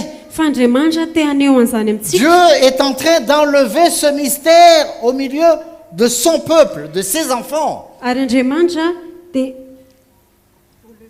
Enlever. Ary Ce Andriamanitra mystère. dia manala ny zava-miafina io eo anatrehan'ny vahoakany. Il veut nous révéler Fa tiany ho ambara ce qu'il a amintsika caché, izay nafeniny ce trésor. io arena miafina io. Il dit une glorieuse richesse. Izy dia ny tena miteny hoe arena Verset aren'ny 27. voninahitra. Une glorieuse richesse. Aren'ny voninahitra. Et c'est quoi cette glorieuse richesse? Ary iny io aren'ny voninahitra io Christ en vous. Kristy ao anatinareo. Amen. Amen. Amen. Amen. Mais la chair ne peut pas comprendre ça. Fa nofa tsy afaka matakatra an'izany. Christ est en moi. Kristy ao anatiko. Dieu a abandonné son trône de gloire Andriamanitra dia niala tany amin'ny seza pour habiter fiandrianana en moi, mba hitoetra ao anatiko. pour me donner sa vie. Amin'ny fiainana ao aho. La vie de Dieu est en moi. Fiainan'Andriamanitra dia ao anatiko. J'ai la vie éternelle. Manana fiainana mandrakizay La aho. mort n'a aucun pouvoir sur moi. Ary ny fahafatesana dia tsy manana fahefana amiko. La mort, c'est une porte d'entrée Ny fahafatesana dia vavahady fidirana ihany dans l'éternité. any amin'ny fiainana Mais cette vie mandrakizay. éternelle, elle est déjà en nous. Fa le fiainana mandrakizay dia efa ao anatsika. Si nous essayons de recevoir cela dans notre intelligence, Fa raha izahantsika ho raisina araka ny fatakarantsika maha olombelona dans la zany chair, ao amin'ny nous ne nofo pouvons jamais comprendre. dia tsy ho takantsika mihitsy. Nous avons besoin de l'aide du Seigneur Fa mila ny fanampian'ny tompo pour isika enlever ce mystère, mba hanala zany pour guérir nos zava-miafina yeux, nous donner une collyre, ary anadio ny masosika afin que nous puissions voir et ny comprendre masosika mba ahafahantsika mahita sy ce matakatra qu'il nous a réservé. zay no manino atsika. Il ne nous a pas réservé des choses physiques Tsy nanomana zavatra ara-nofo na ara-materialo atsika qui izy sont passagères, izay mandalo mais il nous a réservé des choses éternelles. fa izy dia nanomana zavatra maharitra mandrakizay. Vous vous rappelez une fois, Jésus a rencontré, il y a un homme qui est venu rencontrer Jésus, Tadidinareo ve nisy lehilahy zay tonga Un homme nanatona riche. Jesosy indray mandeha olona mpanan-karena, lehilahy mpanan-karena. il était riche, Mpanan-karena izy mais il lui manquait quelque chose. fa nisy zavatra tsy ampy tao aminy. Il est venu vers Jésus, Dia tonga nanantona an il a Jesosy dit, izy. Maître, Dia niteny izy hoe mpampianatra, qu'est-ce que je dois faire pour avoir la vie éternelle? inona ny tokony ataoko azoko fiainana mandrakizay? Et Jésus lui a rappelé les termes de l'ancienne alliance. Dia Jesosy dia nampatsiahy azy a ny didy a tany amin'ny fanekena taloha. Vous rappelez ce qu'on a lu dans Deutéronome 28? Hita tadidinareo ve vakitsika tao amin'ny Deutéronomia toko fahavalo amby roapolo teo. Si tu écoutes et tu obéis ma voix, ma parole, hoe raha miaino sy makato ny teniko tu ianao seras béni. Nananana, il y a toute une liste. dia ho tahina ianao nananana misy lisitra Alors pourquoi il était riche? dia nanino izy nanankareny Logiquement, parce qu'il avait écouté et il avait obéi.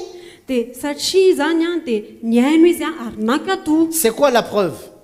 Inona ny pirofo Qu'est-ce qui prouve qu'il avait obéi la parole de Dieu? ary ina ny pirofo a fa nakato ny tenin'Andriamanitra Parce izy que lorsque Jésus lui a demandé, satria lui a dit, rehefa niteny taminy Jesosy obéis ton père et ta mère. hoe ankatoavo indray ianao sy ny Il a reninao dit, je l'ai fait. efa nataoko zany Fais izy. ceci. Ataovy zao Je l'ai fait. efa nataoko Fais zany. cela. Ataovy ty Je l'ai fait. efa nataoko. Tout ce que le Seigneur lui a demandé concernant les conditions de l'ancienne alliance pour être béni, Sy zavatra rehetra nangatany tompo azy a araka ny fepetra ny fanekena taloha il a répondu, j'ai fait, j'ai fait, j'ai fait, j'ai fait. dia namaly izy hoe efa nataoko efa nataoko efa nataoko efa nataoko. Donc toutes les promesses sont réalisées en lui. Dia ny teny fikasana rehetra dia tanteraka teo aminy. Voilà pourquoi il était riche. Zay nahatonga azy nanankareny. Mais le Seigneur lui a dit une nouvelle chose. Dia niteny zavatra vaovao taminy. Il lui a dit donc maintenant, Hoy izy hoe ankehitriny voilà ce que tu vas faire. zao ny zavatra ataonao. Vends tout ce que tu as, Amin'ny dio fanananao donne rehetra aux pauvres omeo amin'ny et viens malahelo me suivre. dia manaraha. Ah mais le riche, il a dit non, ça c'est pas possible. Hein. Dia ilay mpanan-karena tena teny hoe tsy possible kosa zany e. Qu'est-ce que Jésus est en train de nous dire là? Inona ny zavatra tiany Jesosy tenena amintsika eto? Ne pose pas ton cœur sur les choses matérielles. Hoe aza petraka amin'ny zavatra ara-nofo any fonao Dans la nouvelle alliance, any amin'ny fanekena vaovao. les bénédictions ne sont pas matérielles ni financières. Ny fitahiana dia tsy ara-nofo na ara-bola Les bénédictions sont spirituelles. fa ny fitahiana dia ara-panahy. Donc détache ton cœur de ces choses. Zany hoe tsarao a amin'ireny zavatra ireny fonao Parce que ces choses, tu vas les abandonner. satria ireo zavatra ireo any dia ho avelanao. C'est pour cela que Jésus nous dit dans les évangiles, Zay mahatonga an Jesosy miresaka antsika amin'ireo filazana n'amassez pas des richesses qui seront atteintes par la teigne et les cafards, hoe aza manangona arena izay ho an'ny kalalao et qui seront rouillées, izay ho arafesina mais amasse des trésors dans le ciel, fa manangona arena any an-danitra là où la teigne et la rouille ne peuvent pas atteindre. izay a tsy ho tratran'ny kalalao a sy arafesina. Parce que ces richesses que les gens sont en train de courir Satria ny ho arena izay iazakazan'ny olona io et de chercher, sy izay tetaviny io ce sont des gens qui n'ont pas peiné, qui vont hériter après. Qui n'ont pas souffert, qui n'ont pas travaillé, qui vont hériter. le olona izay tsy niary an'ireny ireny a no andova azy. Amen. Amen. Donc c'est très important de savoir où est-ce que nous sommes, Dia tena zava-dehibe ny atakarantsika hoe aiza ho aiza isika, qui nous sommes, iza isika, qu'est-ce que le Seigneur nous a réservé, ary inona ny zavatra noman'ny tompo qu'est-ce que atsika, nous devons rechercher. ary inona ny zavatra tokony ho tadiavintsika. Ce n'est pas que Dieu, le Seigneur, reste insensible à nos besoins, Ary ny tompo akory tsy hoe tsy mahita izay zavatra ilaitsika, mais il dit cherchez d'abord le royaume de Dieu et sa justice. fa izy dia miteny hoe katsao alohan'ny fanjakany sy ny Mais fahamarinana toutes ces choses, je vous les donnerai par la suite. dia anampo anareo any zavatra Je rehetra. vous donnerai par-dessus tout cela. Hoe omeny a zavatra rehetra ao Parce que je arin'izay sais que vous en avez besoin. satria fantatro hoe ilainareo ilay izy. Amen. Amen. Donc l'ennemi, Zany hoe ny fahavalo a il fait tout le nécessaire dia manao izay mety rehetra izy pour a créer la confusion. mba hitondra Hein, parce fifangaroana. que c'est écrit qu'on sera béni dans les champs, on sera béni dans les villes, on sera ceci, on sera cela. satria voasoratra hoe ho tahina ianao eny an-tsaha eny an-tanàna satria zao a Et on est trompé. dia voafitaka isika. Beaucoup de chrétiens sont trompés. Betsaka ny kristiana voafitaka Ils courent derrière ces bénédictions dia matérielles miazakazaka ao aorianan'ireny fitahiana ara-panahy ireny izy qu'ils ne ireo vont pas apporter là où ils vont, izay tsy hoentiny a any amin'izay toerana misy azy au lieu de s'investir. raha tokony ambatsy ny tenany a Dans le Seigneur. ao amin'ny tompo. Amen. Amen. Vous savez, l'évangile de la prospérité, c'est un mensonge. Hitanareo ny filazantsara ny fanambinana dia lainga C'est une diversion. ary C'est une tromperie. famitahana. Beaucoup de chrétiens sont en train de courir sur les choses matérielles, Ary betsaka ny kristiana miazakazaka amin'ny zavatra ara-nofa raha materialy des promesses de l'ancienne alliance teny fikasana ho an'ny fanekena taloha qui avait des défauts, voilà pourquoi elle a été changée, izay nanatsiny a izay natonga azy novainy au lieu de rechercher ary raha tokony hikatsaka l'excellence ilay tsara dans, lavitra dans la nouvelle alliance, ao amin'ny fanekena vaovao qui est plus excellente izay tsara et lavitra qui a des promesses meilleures. ary misy teny fikasana tsara lavitra. Si Jésus s'est appauvri Ary raha nampahatraina Jesosy a pour nous enrichir physiquement, matériellement, financièrement, mba hampanankarena antsika ara-nofo a ara-bola je pense que la ara-materialy première personne qui devrait être riche et montrer cela, dia ny olona tokony hanankarena voalohany zany a sy ampiseho an'izany a c'est Jésus lui-même. dia Jesosy izy tena Mais mihitsy. la Bible nous dit Fa ny baiboly dia milaza que lorsqu'il antsika était sur la terre, hoe rehefa tetỳ ambonin'ny tany il izy n'avait même pas un endroit pour poser son pied. tsy sa nanana tête. zay toerana andry ny lohany akory izy.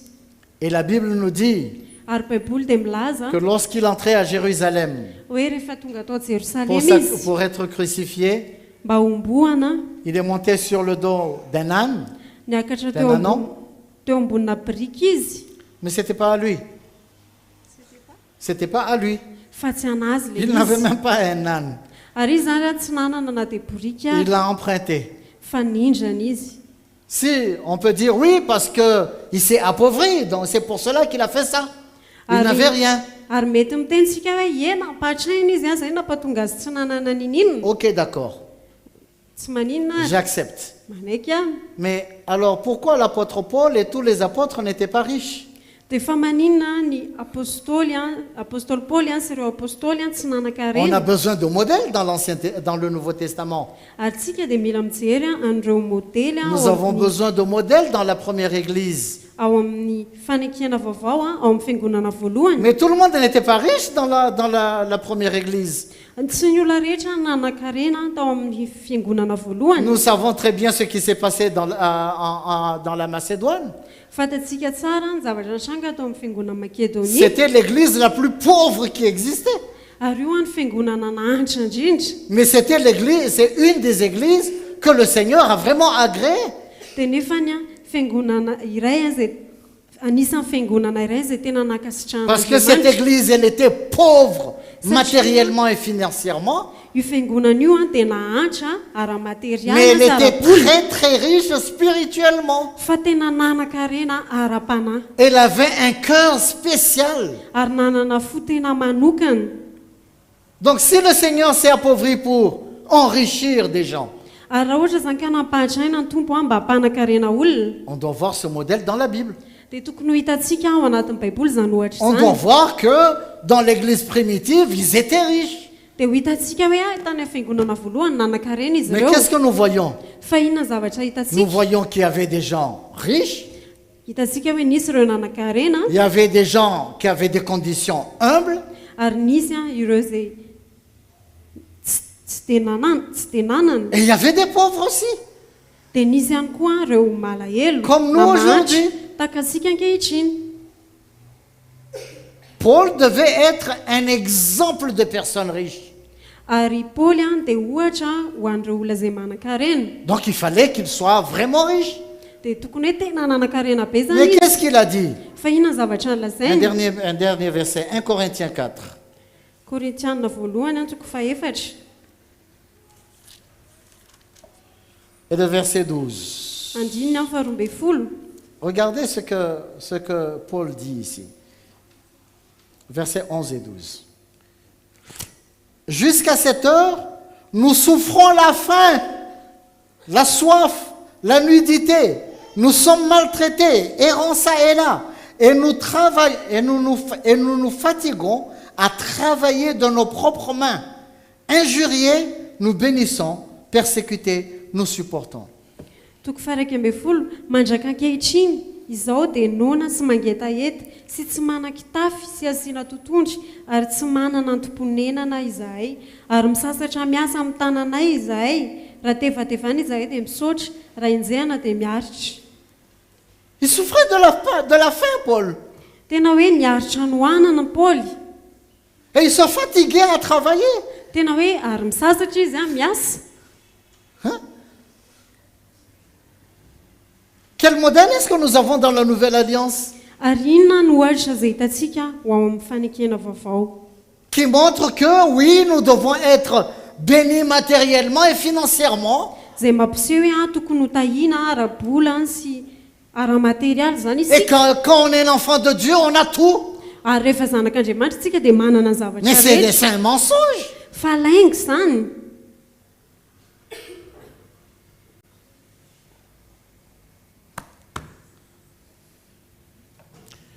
Puisse le Seigneur ouvrir davantage nos yeux ny tompo ane hanokatra masosika bebe pour que kokoa nous puissions voir et comprendre mba ahafahantsika mahita sy matakatra et nous éloigner des pièges de l'ennemi. ary ahafahantsika miala amin'ny fitaky ny Parce que lui, fahavalo fandriky ny fahavalo son œuvre consiste à tromper. satria ny asan'ny fahavalo a dia mamitaka Il veut tromper les enfants de Dieu. ary izy a tea mitaka ny vahoaka C'est pour an'andriamanitra cela qu'on l'appelle Satan. izay mampatonga azy antsoina hoe satana L'ennemi. ny fahavalo Il est l'ennemi de Dieu.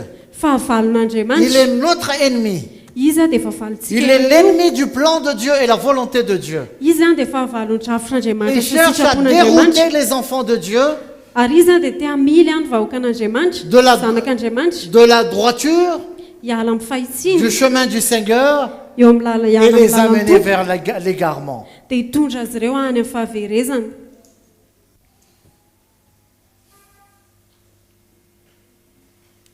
Que le Seigneur vous bénisse. ny tompo ane ahita ianareo a Nous allons nous lever hiaraka et hitsangana lui rendre grâce. dia hisaotra azy Amen. amen Nous allons ouvrir notre bouche tena hoe hanokatra ny vavantsika et rendre isika grâce au Seigneur dia hisaotra ny tompo pour sa bonté, ny amin'ny sa fahatsarany grâce, sa fidélité, ny amin'ny fahasoavany amin'ny tout ce qu'il nous a fahasikiny réservé, sy zavatra rehetra toutes sortes de nomanitsika bénédictions spirituelles sy karazana fitahina ara-panahy dans les rehetra lieux célestes. any an-danitra Et dans ces bénédictions spirituelles, dia ao anatin'ireo fitahina ara-panahy il ireo a n'oublie pas nos besoins humains. tsy adininy any zavatra ilayntsika amin'ny maha-olombelona atsika Amen. amen Qu'il nous ouvre davantage les yeux ary izany a nokatra pour que masika nous bebe puissions kokoa voir et mba ahafahantsika comprendre. mahita sy matakatra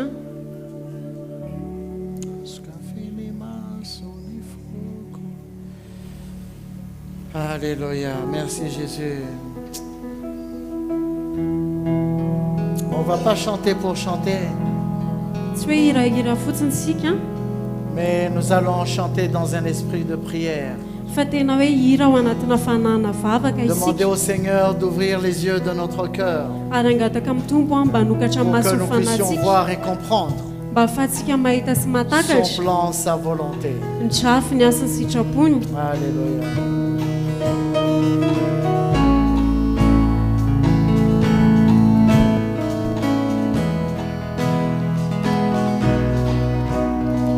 Skafiny maso ny fokto, skafiny maso ny foko, dia ahitanao aho, dia ahitanao aho. Lazao mihitsy zany, skafiny maso ny foko tompo, Sokafiny maso ny foko Sokafiny maso ny foko de ahitanao ao de ahitanao isandratra ao ahitanao isandratra ao ny fahazavany voninahitra arotsany ery sy fity iraha hoe masina masina masina ahitanao isandratrao ny fahazavany voninahitra arotsany ery sy fity iraha hoe masina masina masina lasao ihany sokafiny maso ny foko tompo Sokafiny maso ny foko Sokafiny maso ny foko hoe ahitanao ao de ahitanao ao Sokafiny maso ny foko Sokafiny maso ny foko de ahitanao ao de ahitanao isandratra ao ahitanao isandratra ao ny fahazavany voninahitra arotsany ery sy fity iraha hoe masina masina masina ahitanao isandratra ny fahazavany voninahitra arotsany ery sy fity iraha hoe masina masina masina masina masina masina masina masina masina masina masina masina de ahitanao lasao ihany hoe masina masina masina masina masina masina de masina masina masina de ahitanao nao velantsika andeha zany fekery zany tsika aka fotoana ivavaka androany satria nanome atsika anjany fahazavana izany ray ny tompo androany no tena ivavaka tsika satria tsy teny mandalo zany raha lasianabavy fa fahazavana fanambarana zay tena tiany tompo azotsika indrindra fiangonana amin'izao vaninany farany zao arak'izany iratsika zany dia tena lazao mihitsy hoe tompo sokafony masoko mba hitombony zany fanambarana zany ao anaty lalon'ny foko Andriamanitra satria anohany na mieritreritra efa olona afaka aza tompo tena ray mbola ao anatin'ny aizinao ndraray ny fandehako ndraray ny fomba fiainako tena mbola mandeha ambany lalàna aho mbola miazakazaka amin'ny zavatra tsy mifanaraka amin'ny fanekena vaovao aho fa androany tompo sokafony mason'ny foko sokafony mason'ny foko Andriamanitra mba ahafahako mahita anao tokoa tompo mandeha amin'ny fahafana tanteraka mandeha amin'ny fahazavan'ny teninao tanteraka tompo alleluia zandrindra Jesosy zany mivavaka zay asandratray ho an'ny fiangonanao tsy firifiry tokoa tompo na ny eo anivon'ny tokantrano eo anivon'ny fifandraisana amin'ny mpirahalahy sy mpirahavavy mbola manana an'izay fanahany fanekena taloha zay fa androany sokafony mason'ny fonay tompo aminay tsirairay avy mihitsy atombohy aminay tsirairay avy fahazavanao Jesosy trany atrany alleluia saotra Jesosy saotra ny amin'ny teninao tompo saotra ny amin'ny fahazavanao alleluia otsika ao anatin'izany ihany dia hanomana ny fotsikitsika ho an'izao latabatra ny tompo izao indray mbola fahasoavana raha lasianabavy no afahantsika mandray ny latabatra ny tompo amin'ity maraina itsindray. Mino fa efa mazava amintsika fa tsy raisitsika amin'ny fahazarana izany fa tena raisitsika miaraka amin'ny fahazavana misimisy kokoa hatrany ao anaty laliny fotsika ao, ny amin'ny sorona izay nataon'i Jesosy ho atsika tsiraray avy, hanokafana an'izany fanekena vaovao izany ho atsika, nanokafana an'izany ho atsika, andehanantsika amin'izao fanompoana izao. Halleloja. Izay tsy nananantsika fahiny, isika izay tsy nanan'Andriamanitra akory fahiny, fa ankehitriny manana anjara amin'izao fanompoana izao isika. Tokony hisy fakasitrahana lehibe any anaty laliny fotsika any. Raha mandray an'ilay tenin'Andriamanitra rentsika androany, sy tenin'Andriamanitra ao amin'ny Korintianina voalohany toko 10:17 na 20 any, izay lazan'ny Paoly fa ho zay tsy afaka miray amin'ny latabatry ny tompo sy ny latabatry ny demonia isika. Ray tokoa raha lasianabavy misy amintsika eto mandray ny fanasan'ny tompo, fa nefa vokatry ny fahamaizina tsy fahampiany tenin'Andriamanitra dia mbola te hiaroaro isika amin'ny zavatra ny fanekena taloha sy ny fanekena vaovao.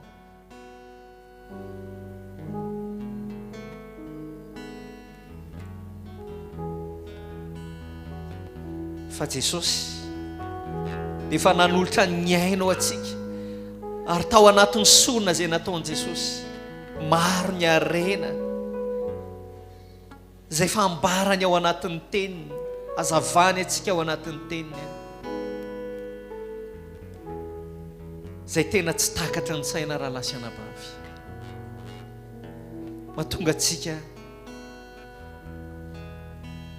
tena hikambana aminy amin'ny latabatrany, amin'ny fiombonana, amin'ny fijaliany sy ny fahafatesany.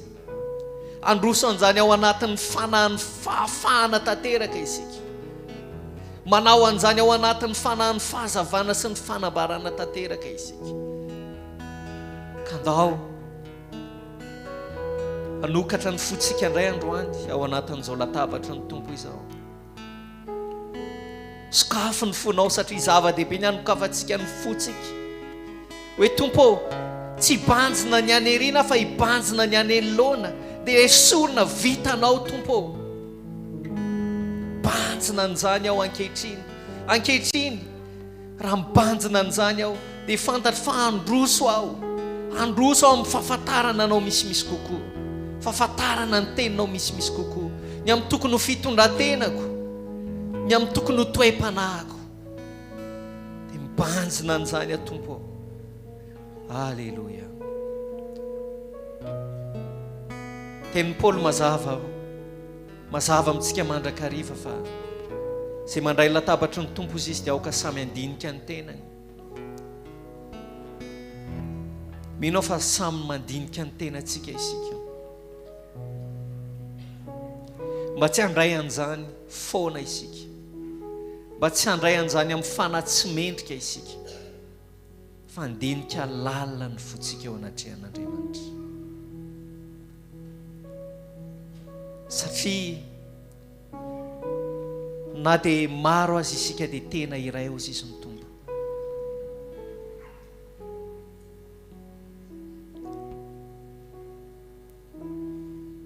Ary fiarahantsika mihinana ny latabatra ny tompo raha lasianabavy dia fiarahantsika mirona sy mihazakazaka ho amina toe-panahy anankiray. Ndoantsika samy andinika ny fotsika ao anatrehan'ny tompo. Halleluja. Halleluja. Afaka mandrositsika maka ny mofo sy ny kapoaka ankehitriny. Halleluja. Merci Jésus.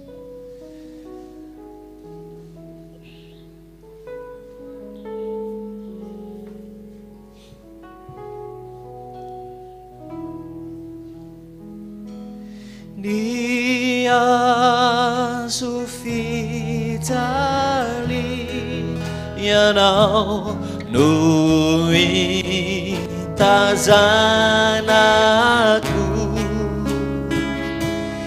ni tenanao izay nijalimba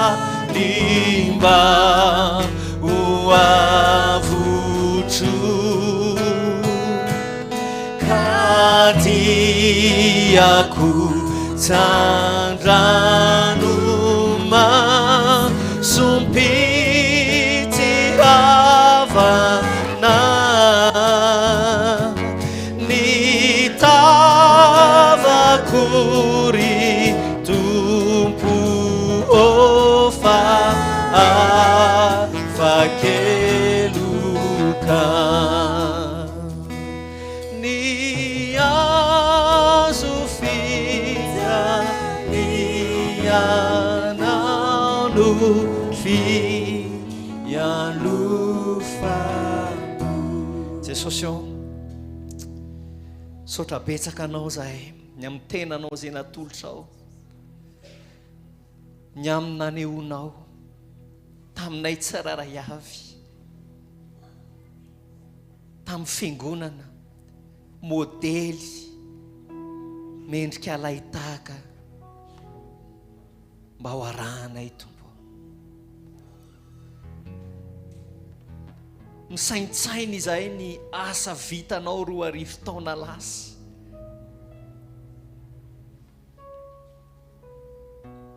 nafahanay tompo ho tonga amin'izao fotoana anankiray izao zay ahafahanay miray latabatra ihany koa aminao Jesosy ataovy izao ho fahatsiarovanao ianao matsiaro anjany izahay tsy matsiaro fotsiny tompo fa indrindra ao amin'ny tontolon'ny fanahy dia matsiaro n'izay nandehananao ihany koa izahay misy azo fijaliana zay napetraka ao eo anoloana ihany koa izay entinay isan'andro mila entina isan'andro amin'ny finananay an'izao mofo zao zay tandindony tenanao zay nitorotoronina no tonga fanambarana ihany koa tompo aty anatin'ny fonay fa mila manombo ny tenana ihany koa izay anatin'izao fanarahananao zao Jesosy jery ny asa vitanao izahay ianao ihany koa dia mitaky aminay tahaka ny teny Paoly apôstôly hoe miara-miaritra amiko tahaka ny fiaretako ao amin'ny Kristy. Alleluia. Tsika samy andray ny mofo amin'izao fotoana izao. Alleluia.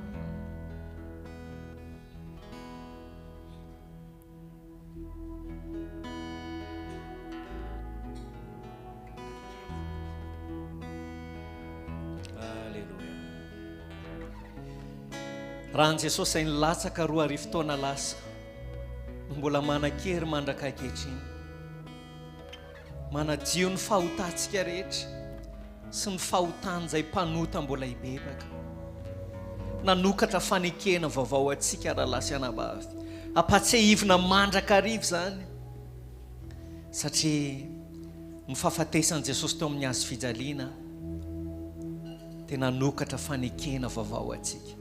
Saotra Jesosy, saotra Tompo, azany anananay fanantenana hatramin'ny farany, ifikiranay na mafy na mora Tompo. Fa raha miala eto amin'ity tany ity zahay dia miandry anay ny fiainana mandrakizay. Alleluia. Saotra Tompo, totsika samy misotra ny kapoka. Merci Jésus. Amen.